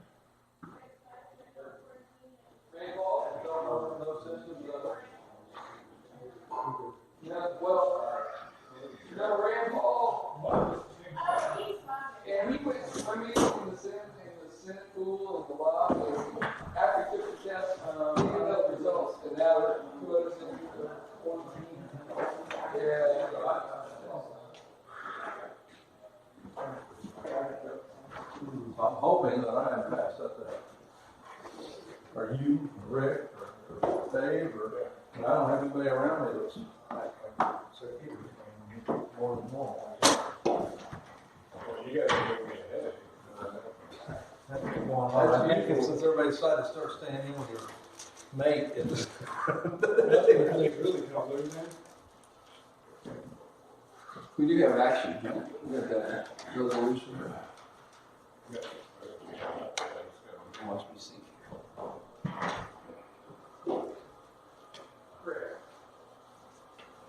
Where we at, Gary? Gary, you got that resolution, right? I do. Okay, we're ready. David's got the, one that's signed. You have resolution number 2020-07. I had that pre-printed on the one I had, but then things were changed, so. And I already read it to you, and, it's already been signed by Dr. Allen. I think I wanted to stress that the purpose of this is not to get anybody's business. The purpose of this is not to aggressively go after people. This is a tool for law enforcement in case you have people who are flagrantly and blatantly putting other people at risk by repeatedly violating the directions of the health department and the government. So, there's pointless in having regulations if you don't have some enforcement. And that's what this is doing. And I agree, and with that, I will make a motion, we pass resolution 2020-07. Second. Moving second, all in favor? Aye.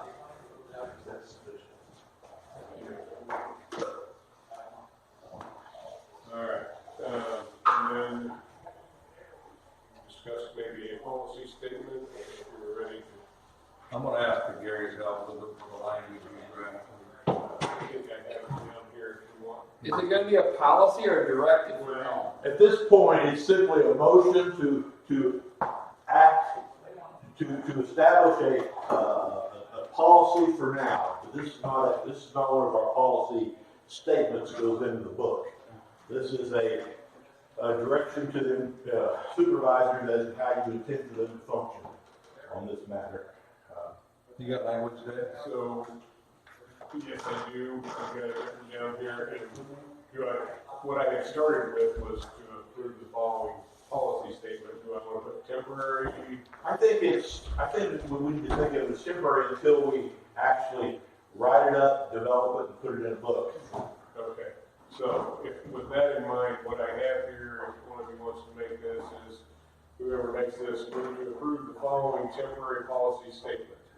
Any employee who falls under the quarantine or self-quarantine requirements of the Kansas Department of Health and Environment, the federal government, or the local health department or local health officer will be required to remain off work until the quarantine period has expired and the employee is cleared to return to work. Is that what we want? I think that's what's.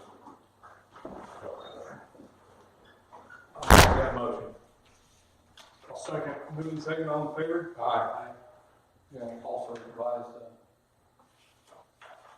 the leadership that if they strongly discourage people from going out of state. Yeah, I think we just want to make it clear to our employees that at this time, that they really need to not, why would you be taking a vacation right now? Did Doug leave? Do we know? Okay, because he wants one of the originals of this resolution. When you take a vacation, you just go to the wrong place and you bring it home pretty soon. Yeah. Everybody.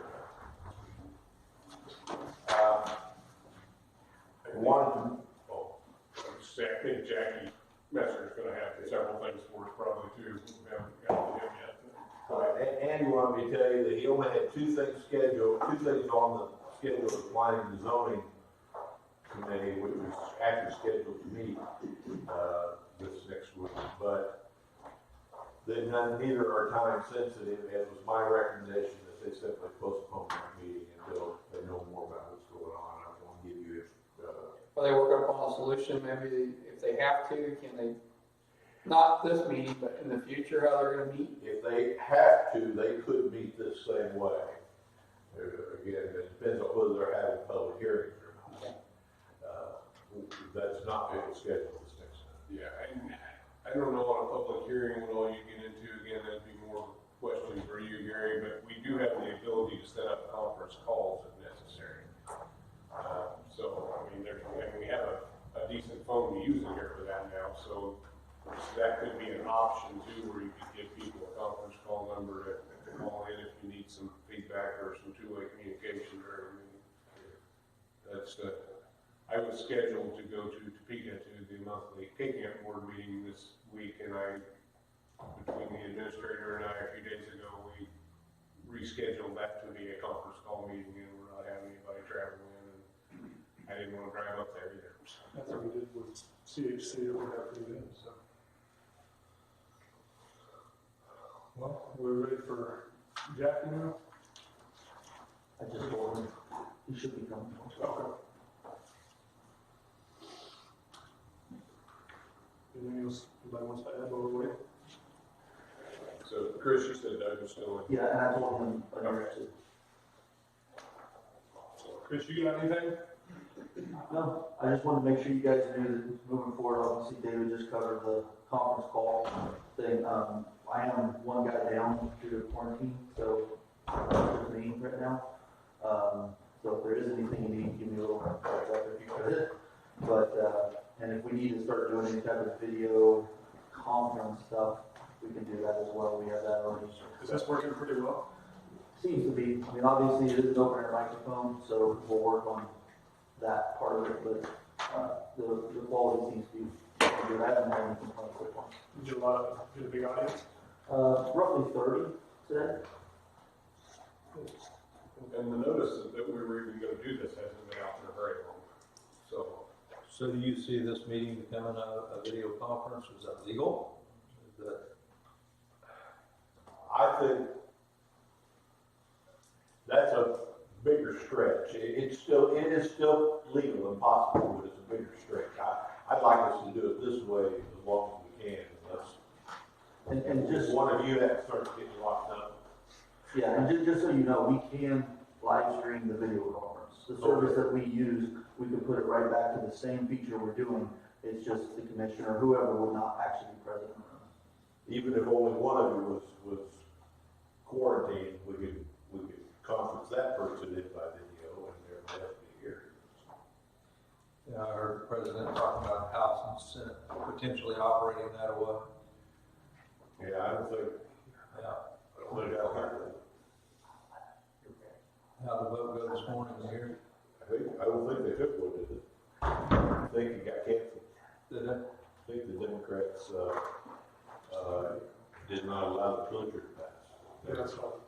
Conducting the meeting this way has come up in our KDM conference calls, and the guidance on that was it is perfectly legal to do exactly what you're doing today, so there's no issue with that according to the state. Attorney General has already put out some information about doing this kind of thing too, so we're watching all that, and like I say, this is our at least temporary solution until we know what direction we want to go. Chris has been very helpful getting this worked out. Jackie, welcome. Well, thank you. Good morning. Been a busy morning. Let's do it. All right. Just a few things. We have suspended the transport. We have worked with the state because it's a state grant vehicle. We suspended transport for now. When they tell us we can resume it, we feel like we can. We'll look at that. Are you talking about the seniors? Yeah, our buses. So what's she doing?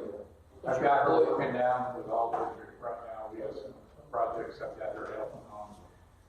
She's helping with some of the buildings, and she'll probably be one of the ones we'll look at helping up there. Who directed that?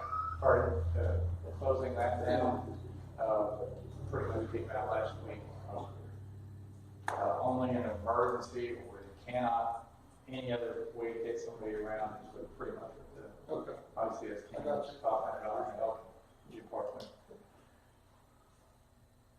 We have been working, you mentioned it a little bit this morning with the area aging there, getting their drop and go to the other site on today. So it's supposed to be effective today.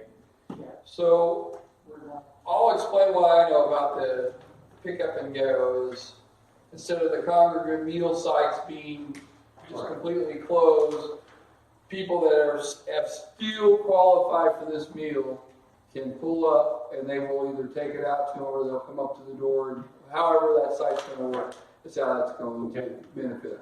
And then if there's additional people that normally never get it, but now because of where we're at in life and they want it, they still have to go through area on aging, get qualified, and they can do it over the phone. If they don't like to, if they don't want to use the website, it may take longer because it may be a busy signal part of the time, but they can do that and get certified to pick up meals. And we work with them and say if they need help, let us know. And so we've been talking and you've been talking to them. So, you know, we've got a communication. A lot of the, we just reversed our plan today. We were going to move 2 offices today. We're going to move the county attorney and then community corrections tomorrow, but we've reversed it. We're going to do community corrections now and county attorney tomorrow because corrections thinks they're going to be shut down.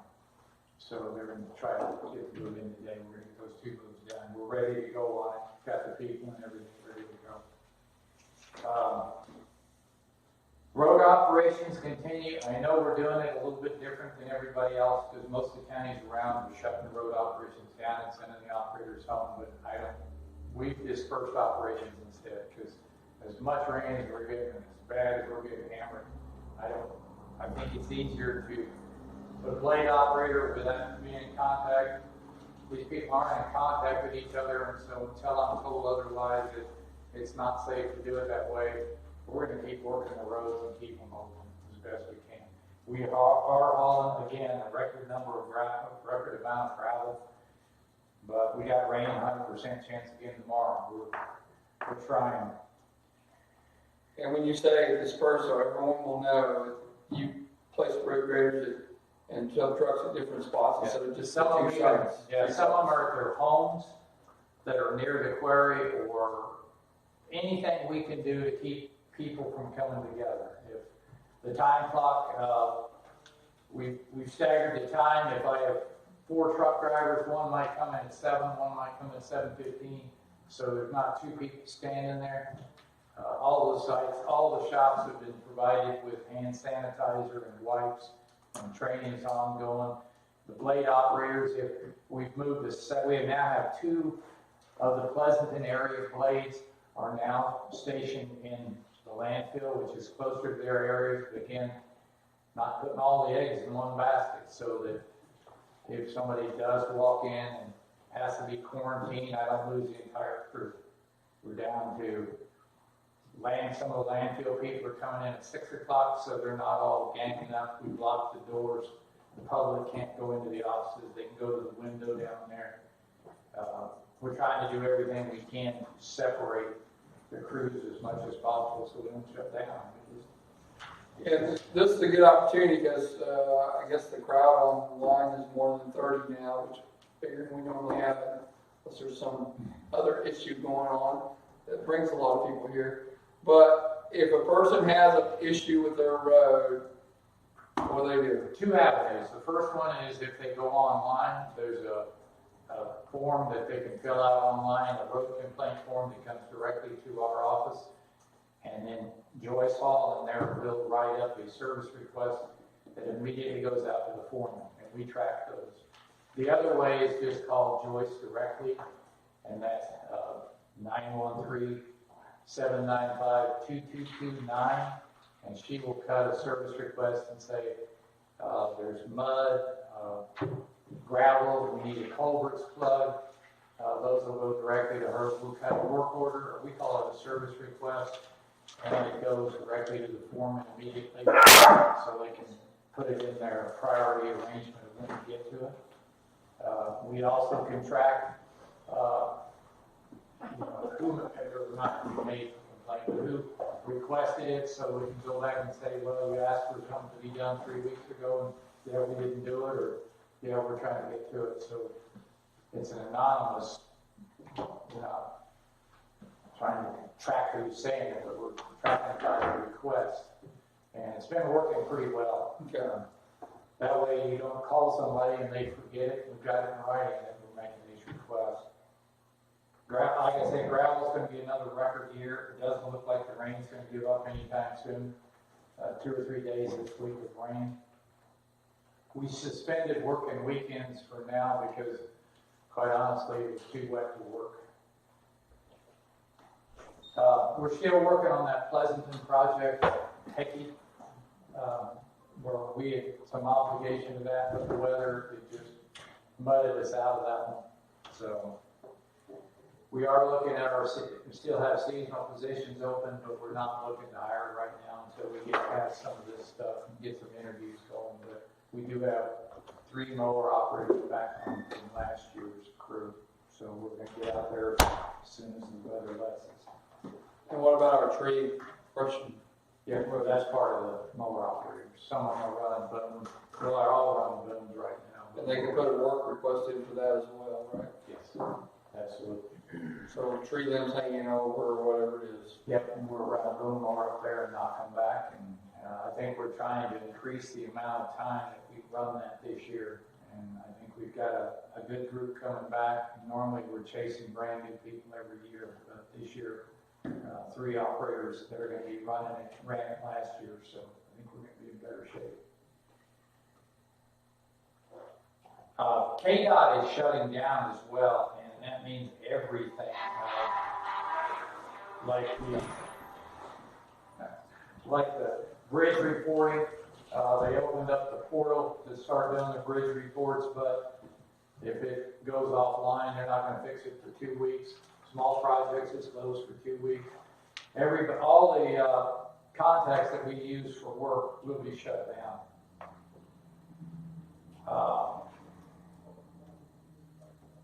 The relocation work group that we've been working with, I went ahead and suspended that for today and asked for comments by email so we don't have to meet as a group.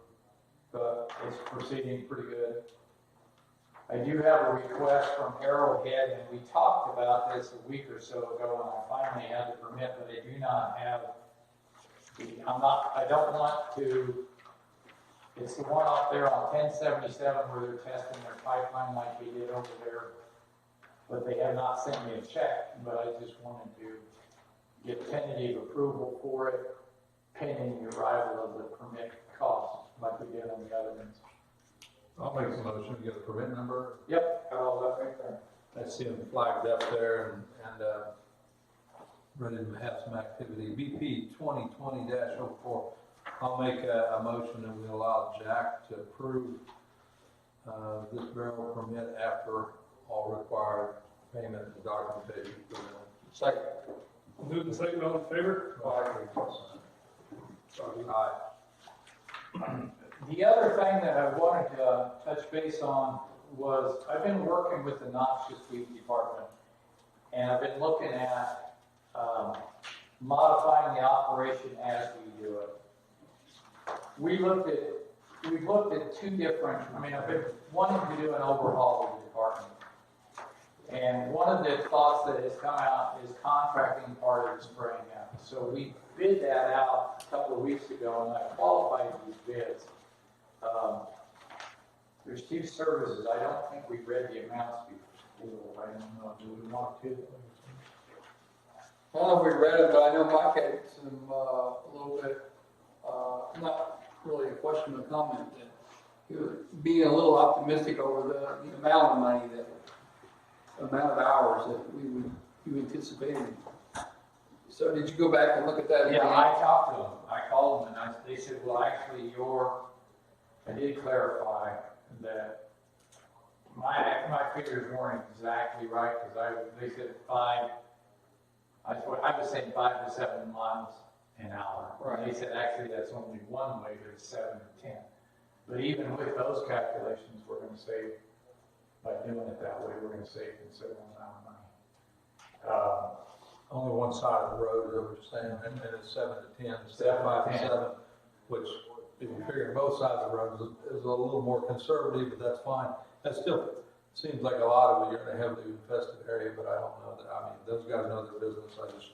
Yeah, that's the reason I was gonna propose that we do it twice the first year, spring and fall, to catch the thistles, sericea, and all these, woody, stuff that's there. The two bids were,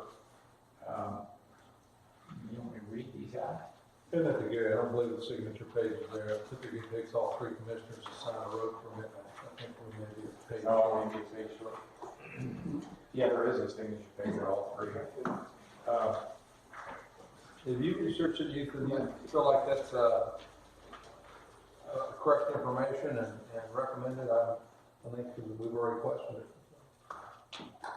I look at it and, like I said, here's DBI. Their estimate, and here's the other one. I don't know how many of those are the same, but the 2 figures are about 30 or 40 apart. One of them 27 to 25, the other one's 79 an hour. But 79 an hour includes truck. What about this one? This is way over 79 an hour. I had 2 bids in there. The second one was to do the Cerisi at the park, but I think our people could handle that. So that's, oh, yeah, you're right. I actually asked for 2 bids. One was for the open field at the park, which I want to just not do this year. And the other one was roadside. And one of them was 137 for the park, and the other was 127 something for the park. Actually, 127 for roadside. You're right. Who was that area permit requested by? Arrowhead Pipeline Services. And you get what our visit to Yeah. Yeah, I'll have them get there. I was sending them the wrong, or I sent them a new one, and they had the old one. Yeah, they don't send it, I have to go back and put times on some of the stuff. The 79 is for DVI. Tell me the difference. What these are, that and this is true? Yes, they're the same. Okay. That's the same group the state uses, is that not? Yes, that's the DVI, Colorado is what Miami County contracts with, and I think the state too. Let's see them on the state right of ways too.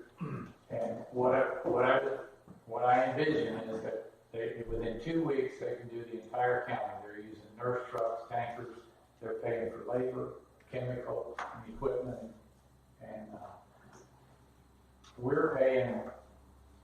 I mean, we can do it with our equipment. Now we're running 2 trucks, and I don't think we're near as efficient. Well, we never got it done right anyway. Yeah. I mean, we just didn't. And by doing it this way, ultimately, I want to move one of the 2 operators into a different operation. There'll be backup for now, but we're going to find a place in the organization somewhere for them, mower, whatever we have to do. When are you going to do that? I already talked to them about it and already started. To change their pay? As I use them as a backup operator, I did. I kind of wanted to get through the season and evaluate it and then do it then.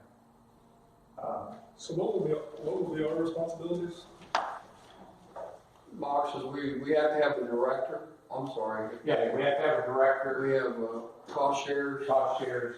I'm also rolling the cost shares into this office to help them instead of somebody calling and asking for a cost share. Daniel will still remain the director.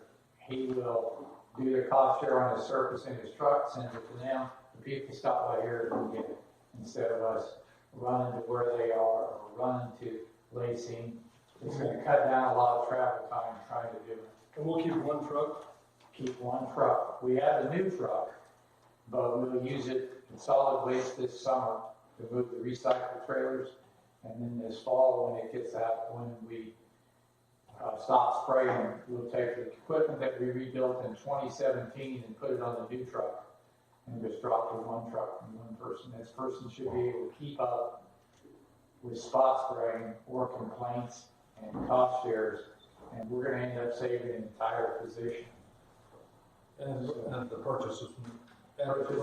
Yeah, and suspend the purchase, not purchase the new equipment we bid out. I had no idea. My guess is from talking to the other officials was it was gonna be a lot higher than that. But when we crunch the numbers, we can do 2 complete sprayings of the county for roughly $35,000 to $40,000. And between the one employee that we're paying 25 to 30, and then 15,000 for the sprayer, we should be able to realize a savings. So this proposal has no additional cost to us? No. Just save you some savings. Just savings.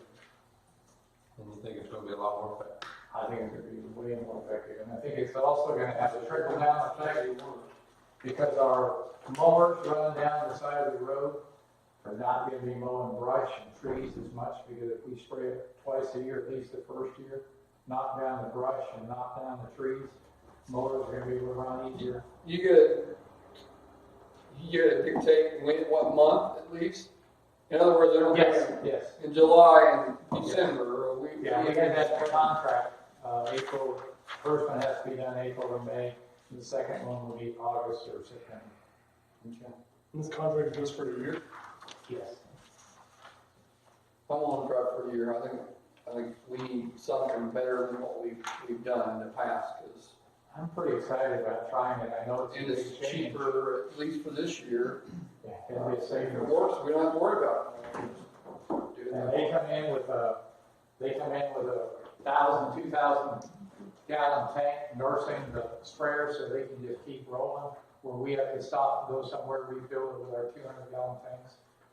So I think they're gonna be more efficient. They're gonna run 10, 12 hours a day.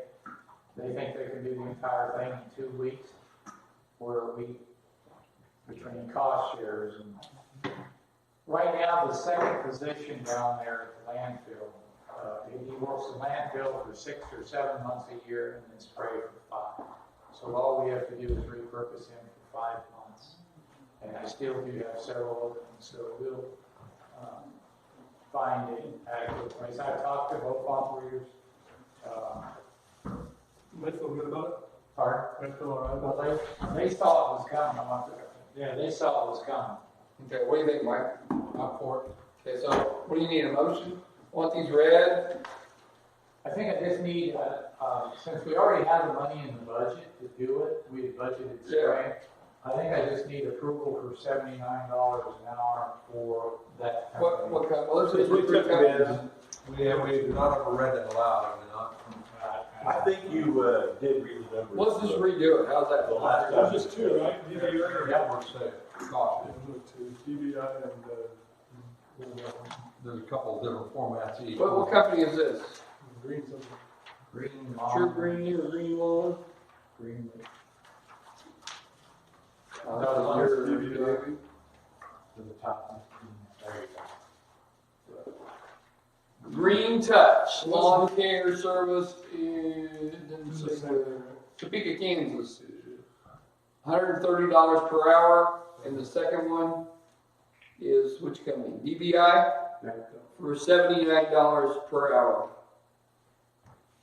Yes. And you want to take the $79 per hour? That's my motion, that we hire that company, DBI Services, for $79 an hour to spray twice a year for our county. Second. Moving second, all in favor? Aye.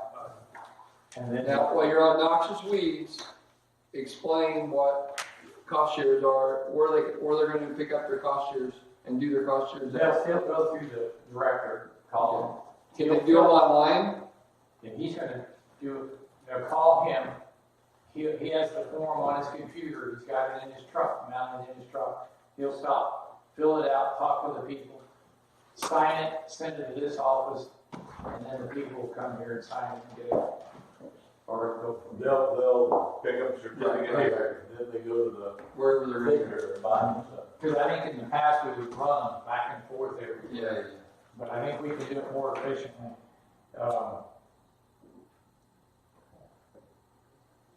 that's pretty much what we want to try to do. I think it's gonna work pretty well. I mean, I'm pretty optimistic. That was one of the comments I got from when I talked about why we thought it coming, because we can't compete. I'm asking you all these things because I think we have more people, like I said, to listen. Explain dust control this year. Is it going this year? Yes, we're still taking the bids for it, or Is it going to cost more? it's within a couple of cents of what I think the bid was. A couple of cents was different. It wasn't a big increase. The increase was the 25 for the permit for each site that we did, which is gonna. So each household that wants dust control, now it's going to cost them $25 for applying? Yes. And why is that? Part of the permit process that was approved a few years ago. But just never implemented, right? Never enforced. Never enforced. And that is gonna be covering dust control brings extra costs for the county, because we go and we put fresh gravel down, we work at these spots that are gonna be sprayed, and we have to modify our operation. And we also have to send people around with the sprayers and stay with them all day, so it's just gonna recover, and I think that was the intent when they put the permit cost in there, to recover some of those extra costs. Because we might run a load of gravel, and then they're running down there, in theory, you pretty much know where these are. They lift up their blade, or they just barely, it takes a different type of maintenance to do those areas. And so that's the reason the intent was to put that 25 extra permit charge on it, which we have told the people when we're sending this out. Okay. But I don't remember the exact quote, but I believe it was only a couple of cents difference is what. Per gallon, is that what? Yep. 2 cents per gallon. And it's gonna be like last year, I can see it, the handwriting on the wall. Last year was a nightmare because it rained, they couldn't get out to do the spraying. We're right back there right now. We're right back where we were. In fact, it's even almost getting worse because these rains were every 2 or 3 days. Everything's so terribly saturated. We're even hauling gravel when we normally wouldn't haul it because of the condition of the roads, trying to make sure we keep putting it out there. We do have another brand new dump truck coming in tomorrow that we ordered back last year this time, so that might help us a little bit because we have had some mechanical issues with some dump trucks. We've had to take them up to Kansas City to have them work on. Captain, we got one down, aren't you? I don't think so. I think it came back last week.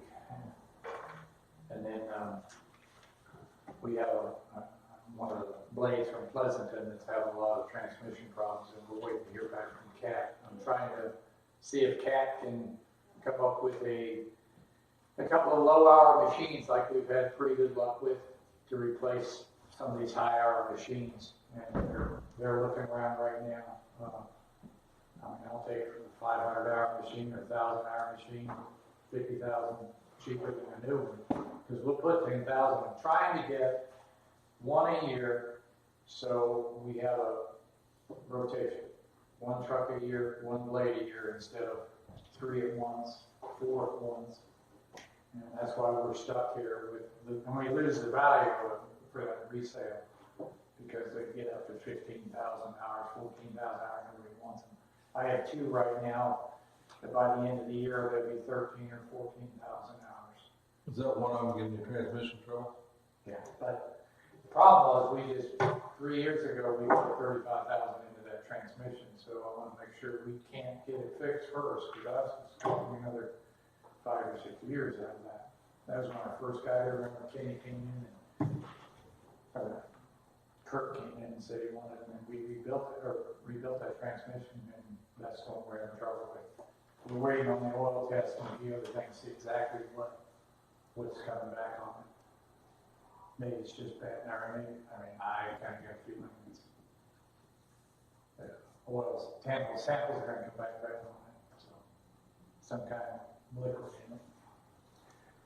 But other than that, I think that's pretty much it. Thank you. All right, thank you. Sure. One thing I didn't think to talk to you about, Dave and I talked about it this past week. When I first started, We, through the commission, budgeted a little bit of money to set aside to go into an emergency management fund. It was after Greensburg when Tyler County spent $1 million to respond and still didn't have enough. Then of course the recession hit and we kind of got away from it, quit doing it. But at this point there is, I believe, David, was it $70,000 Yes. that had been budgeted for and set aside for emergencies. So that will, while it probably won't cover everything depending on how long we get into this situation, hopefully we can use that to help cover the upfront costs as much as possible as we work through this. So I just wanted you to be aware of that. Thank you. I knew Mike would know, but you two were new enough that that was done. We haven't done it since the recession, so be aware of it. Thank you. Okay. I think you guys were included in some emails, or one anyway, where we were talking with Prairie View about their bond election. Right. Thank you, Dad. Thank you, teacher. Appreciate all the extra work. Don't get burnt out. Chris, Too late. thank you. There, I believe, is a special school board meeting tonight for them to discuss postponing that bond election. Yeah, Lewisburg did theirs. They postponed it. Yes, yes. We were encouraging them to do that because we honestly don't know how we pull off an election in the middle of all this. We were already looking at going down to one polling place and having our people work it, but then we thought, well, if we work it and we get infected, we're shutting down the whole office. Yeah, if they want a good positive outcome, I would think that they would. So they are, I believe, meeting tonight. I've talked to superintendent and president of the school board. Last week, superintendent's been out of the state. So I think he was wanting to wait till he was back tonight. I was trying to urge them to do it a little sooner, but I haven't heard anyone back on that part. So I should know by late tonight or tomorrow morning the outcome of that meeting. I had talked to Jackie about saving me like a quarter of a front page for how we were gonna run this election. Now, if they decide to postpone, I was just telling her a minute ago, I won't need that much space, but I still wanna get something out there about it being postponed if that's what happens. So I'm just kind of on hold until we know what they do at their school board meeting.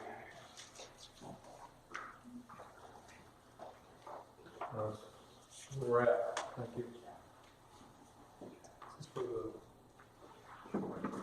That's for the burial permit, and I think we voted on it to allow Jack the flexibility to approve it when all the appropriate documents, payments have been made. So hopefully,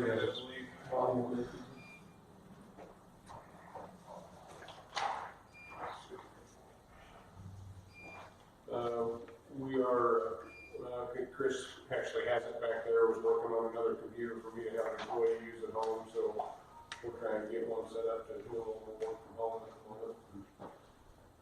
See how that goes. Mike wanted to have a legal executive session for, 15 minutes to talk about an issue, didn't you? yes.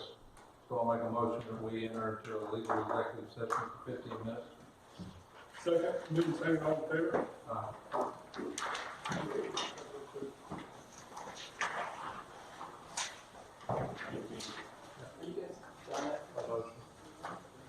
I think so.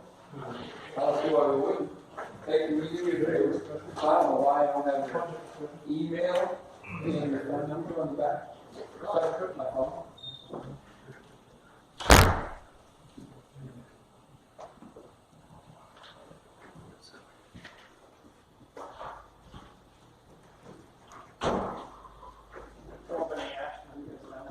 I think so. Of course, we did, we another copy.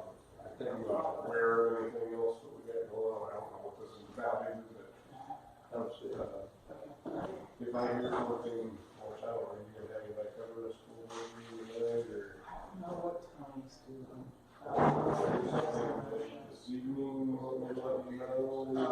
Yeah, probably. Okay. I've got company. I hope I can. Yeah, I'll send that right now, that letter from there. Yeah.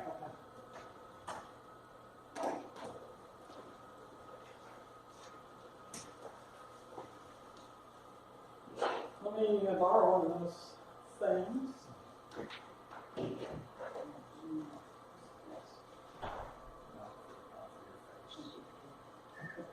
I felt like Doug sneezed.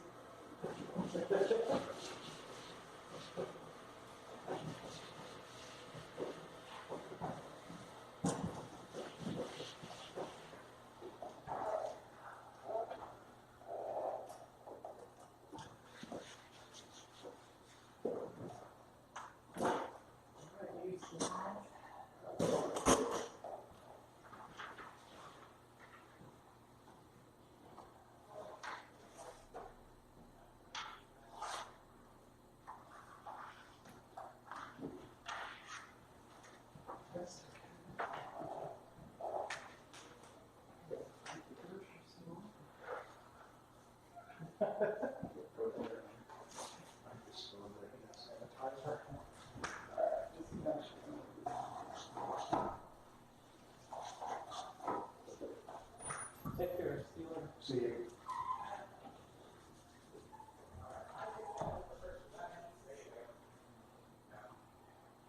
Did that gal say something about how do we get more keys? And of course, she said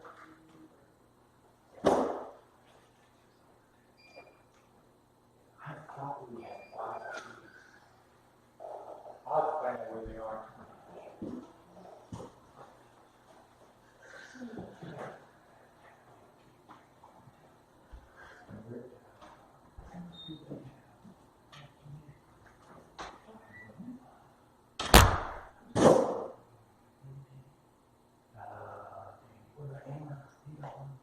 Oh, he had one. So we get it back.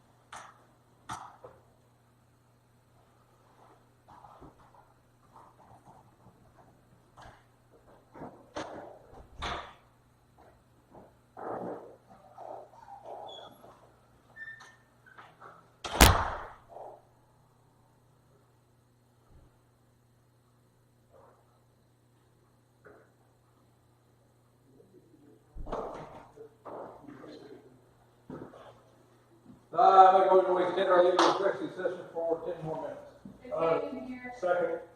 All in favor, moving, motion. Aye. That is all.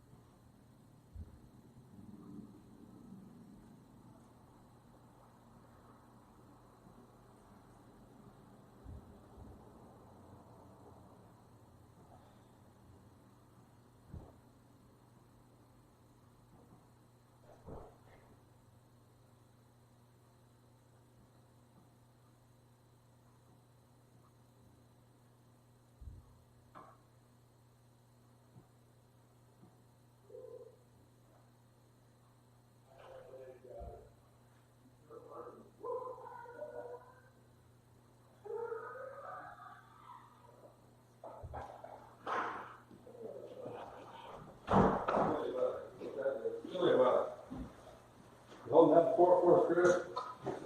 Huh?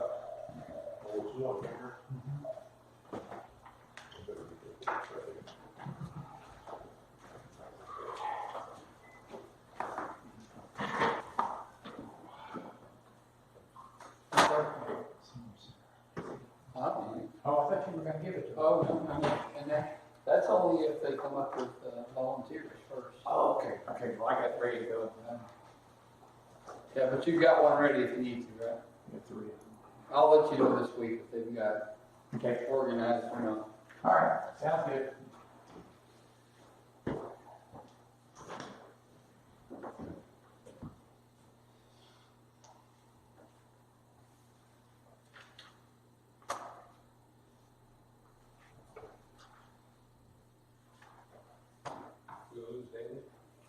Huh? Yeah, I think he had to stop along the way.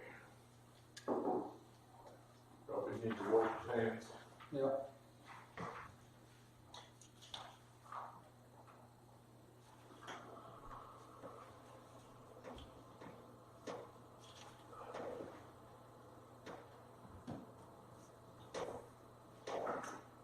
So you were out of the office this week sometime?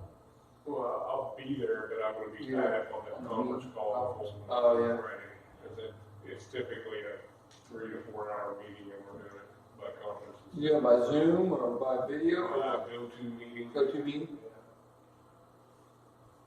So it's just, yeah, I won't be available for anything else all morning. Game committee. Pleasant City Council met on Zoom last week. It's pretty neat. I didn't realize all the photos in there, unlike go-to meeting, I guess. Pictures are up there, and everybody's talking, the picture comes in, yeah. It's pretty handy. We've done some special meetings with K-Camp before. We haven't done a regular. Well, that's how my daughter's gonna meet for classwork every day. School. I don't have anything else, Mr. Chairman.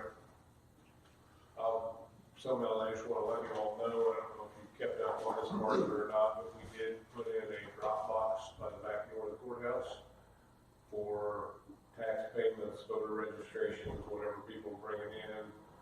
It's, Harry built it for us, or Harry or somebody at his shop, and then he came up and installed it.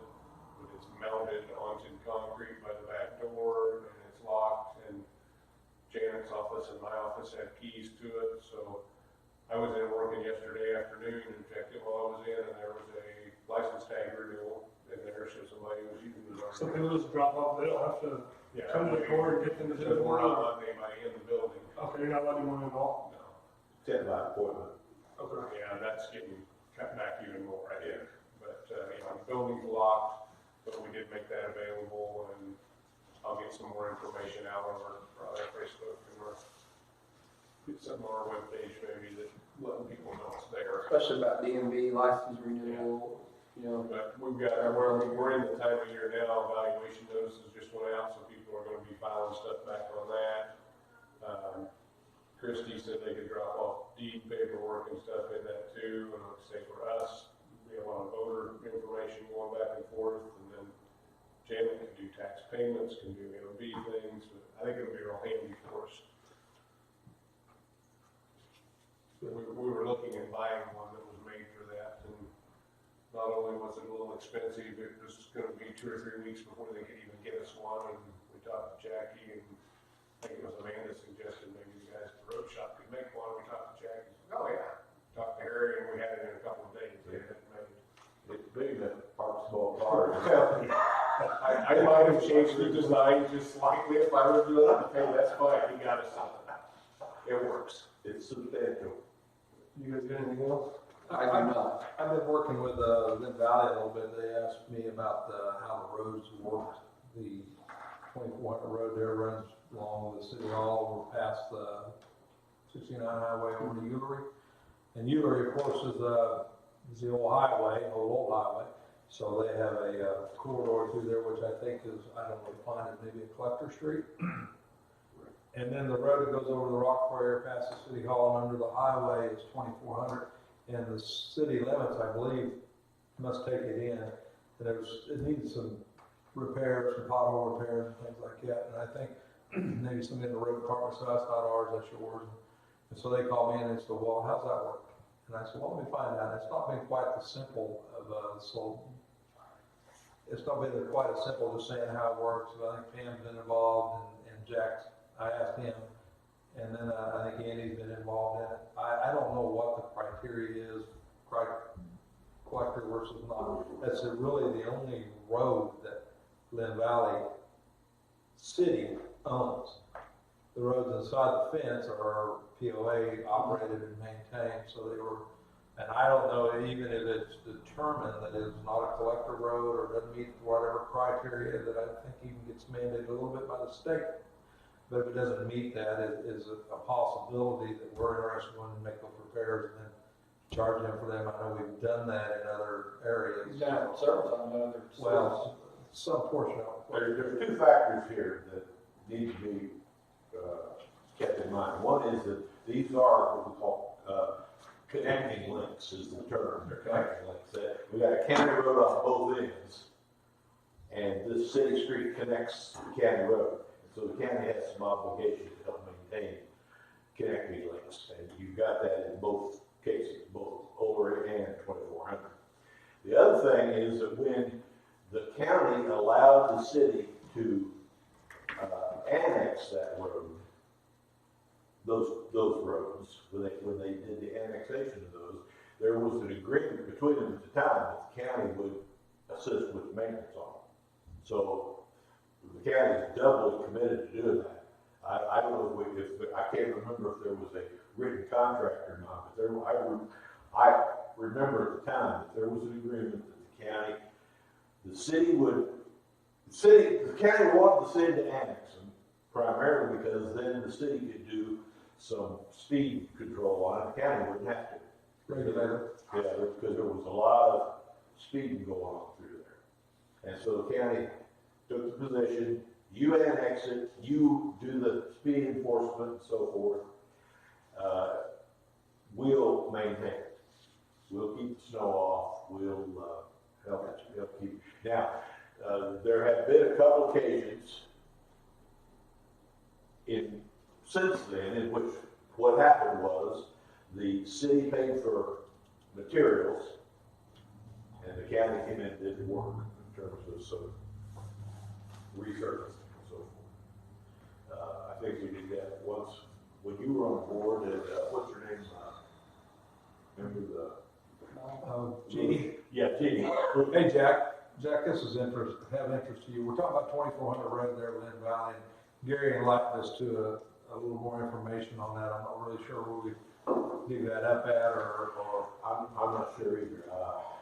But I explained to him that my recollection was that, first of all, when those roads were annexed, the county was not only willing, but kind of wanted them annexed at the time so that the city could do speed enforcement on them because there was a real speed problem. Okay. And the agreement was that the city would annex them, the city would then do the traffic enforcement, and the county would be responsible for most of the maintenance on them. Okay. And that's the reason that the county still clears the snow on them. Okay. And on 2400 Road, about 3 or 4 years ago, the county did, I don't know if you were here yet or not, Daddy was still, he'll remember this. I think the city paid for the material and the county did the work on doing some resurfacing on 2400 Road, the first several hundred feet of it. I think I remember something like that. Okay. So that's been kind of the way they worked in the past.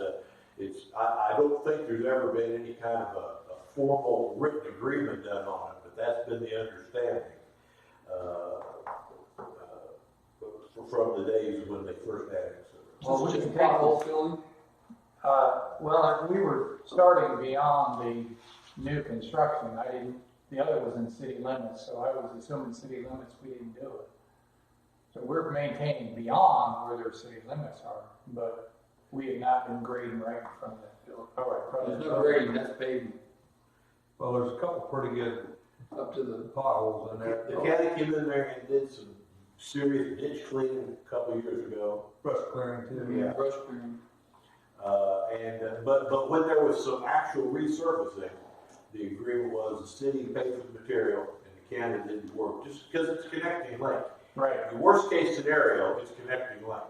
Okay. And on a connecting link, you usually have some cooperation like that, so. Okay. I thought we were talking about beyond the whether. We're talking about Ullery from city, Ullery from city limits to county line, Okay. 2,400 from Ullery to the bridge. Okay, all right, I'll go up there and make sure we're doing it. And part of the reason I continue to ask this question is there's an inordinate amount of quarry work, or trucks running through there, and they beat on that road pretty heavily. Well, a lot of county traffic, a lot of other traffic, and you know, that doesn't benefit the community whatsoever. But anyway, they're hard on the road, so, I mean, there's just a lot of tonnage that goes over top of it. I don't know, I didn't know what met the criteria, I didn't know that bit of information, but I did want to bring that It's up. like a quarter mile, and that's about it, isn't it? That's about it. From the overpass, 69 overpass up to, It's probably Maybe a little- over a third. okay. So we're gonna do just, we're gonna fix the potholes in it, or? That would be my recommendation, at least initially, is to fix the potholes, and then we can take some time to figure out what our position is. Chip and on seal or all whatever that. later on. Okay. If that's what we choose to do, but, and even then, the city doesn't have the personnel to do Well, I that. mean, you do it with it, period. Well, nothing, and so, I mean, Okay. I would, It's their only road. them trucks, you take a hole in the asphalt with solid surface, you take a road, or big heavy truck through that, it's gonna beat it down terrible, so. Anyway, I don't know what's right, I am advocating whatever is right and just. I think we fill the potholes now and figure out what we're gonna do Okay, later. well, we're doing those border agreements that kind of got slowed up with this, everybody's off, but we could probably modify one of those quite easily Yeah. and use it for the city application as well, and then get that in a formal agreement that everybody understands from this point forward. That's what we're gonna do. So we're doing that with all the towns? I hadn't thought of it, but it just seemed I mean, like. we talked about that in the towns as well. There's Yeah. connecting links. Just a few years ago, we were, part of the reason that we are helping the communities with a lot of the things that we try to help with is, well, Centerville, among other smaller communities, unincorporated. Now we have to put in a district, a countywide, or not a countywide, but a county sewer district in. We've got a whole lot of small streets there that have got to be maintained by the county. And so part of the reasoning over the several years that we've been looking to help with their infrastructure needs is keep them from unincorporating and handing them back to the county. And so that's always been our philosophy. So in Pleasanton a few years ago, we did some repair in some streets, and then there was some confusion as to, oh, wait a minute, we've had the same thing out back here in Mound City. Well, wait a minute, some of these streets are. So I think it's very good that we get them defined as to what is and isn't. And I know there's areas that come into the city limits and roll back out of the city limits. But anyway, it's an easy thing to say, but a little tougher to follow. But I know in Pleasanton, we actually did some work. It was maybe not ours. There's three kinds of work we've done in Pleasanton.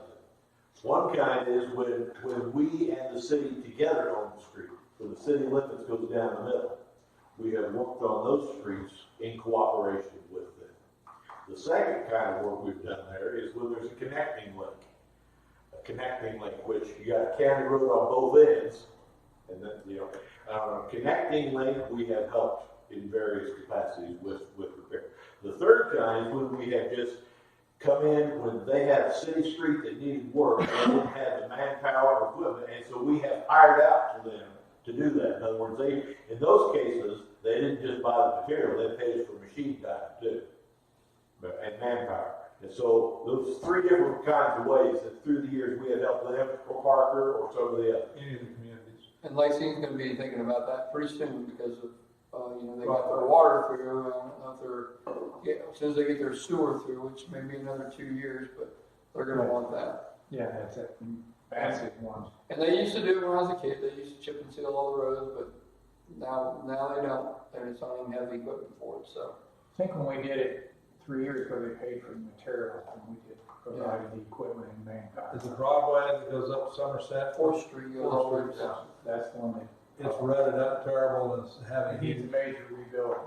I'd like to see them try to get grant money or something for it. And I think we're working on that, but Yeah. have you ever heard anything about the interest of the office? Industrial Park, Yeah. have you heard anything? It's scheduled, To widen it? Or something? no, they got a grant for it. They got a grant for it. And we're waiting for the rain to stop, and we're gonna help them on that intersection. It's kind of an odd thing, because it's really KDOT, but they don't really wanna do anything, and they've got a hole there. So we're just gonna partner with them one afternoon and help them fix that little turn real quick, but it's waiting for that big project to kick off. I think it's this year that they have the funding to do that intersection. BG is doing the design work for it. Right, and it's nothing new that we've reciprocated with these communities to the betterment of the overall good of everyone to some degree. So anyway, I mean, I'm thinking Linn Valley needs some help up there with that, and then we need to figure out if we need to research an agreement or whatever, or get one in place, I don't know. And we tried to help. I've got a request now that I'm still waiting for locations, but Pleasanton has a couple of really short, small gravel roads that their graders broke down. I said, we'll work with them. But I haven't heard back. I don't know if you remember, like, Devonna, when she worked for the city, gave me all the minutes that tie the connecting links in Lacey. I presented that to you. Yeah. So maybe we can get some agreements within our town, so in the future, people will, you know, it won't be just Gary remember, because pretty soon you're gonna remember his name. That ain't gonna last. Well, a lot of this kind of got upset by this. They're off, they're not around. And Danny wanted to ask you, and I wanted to ask you too, but I don't know if it was right, but I want to ask him about the State Line Road, paving that part down there. We're still working on it. I can't get that. I haven't got that meeting set up with him. We're ready to.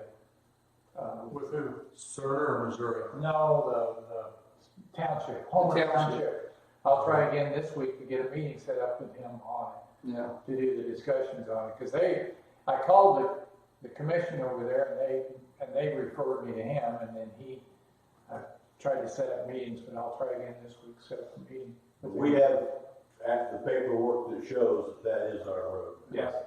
Okay. And I talked to him last week. Well, So what's slowing us down then?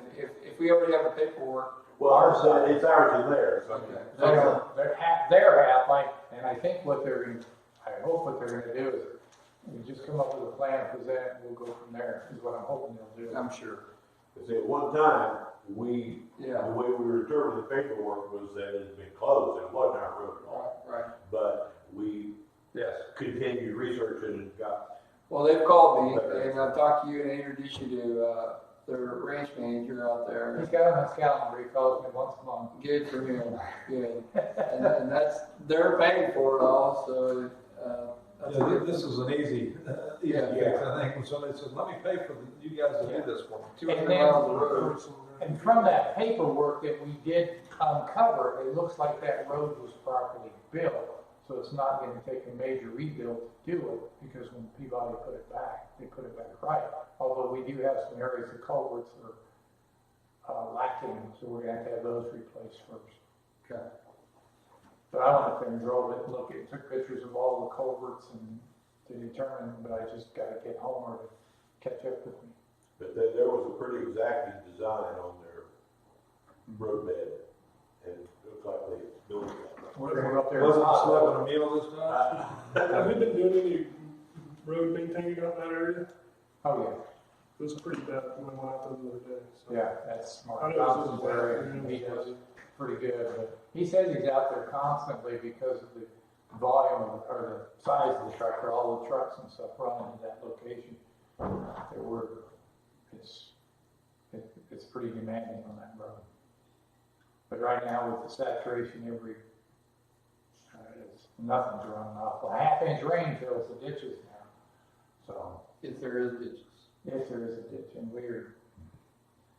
can't create them in mud. All right. I'm down, sorry. Anything? No. Anybody else got anything out there? I'll make a motion to adjourn. Second. Move the second, all in favor? Aye. 9:71.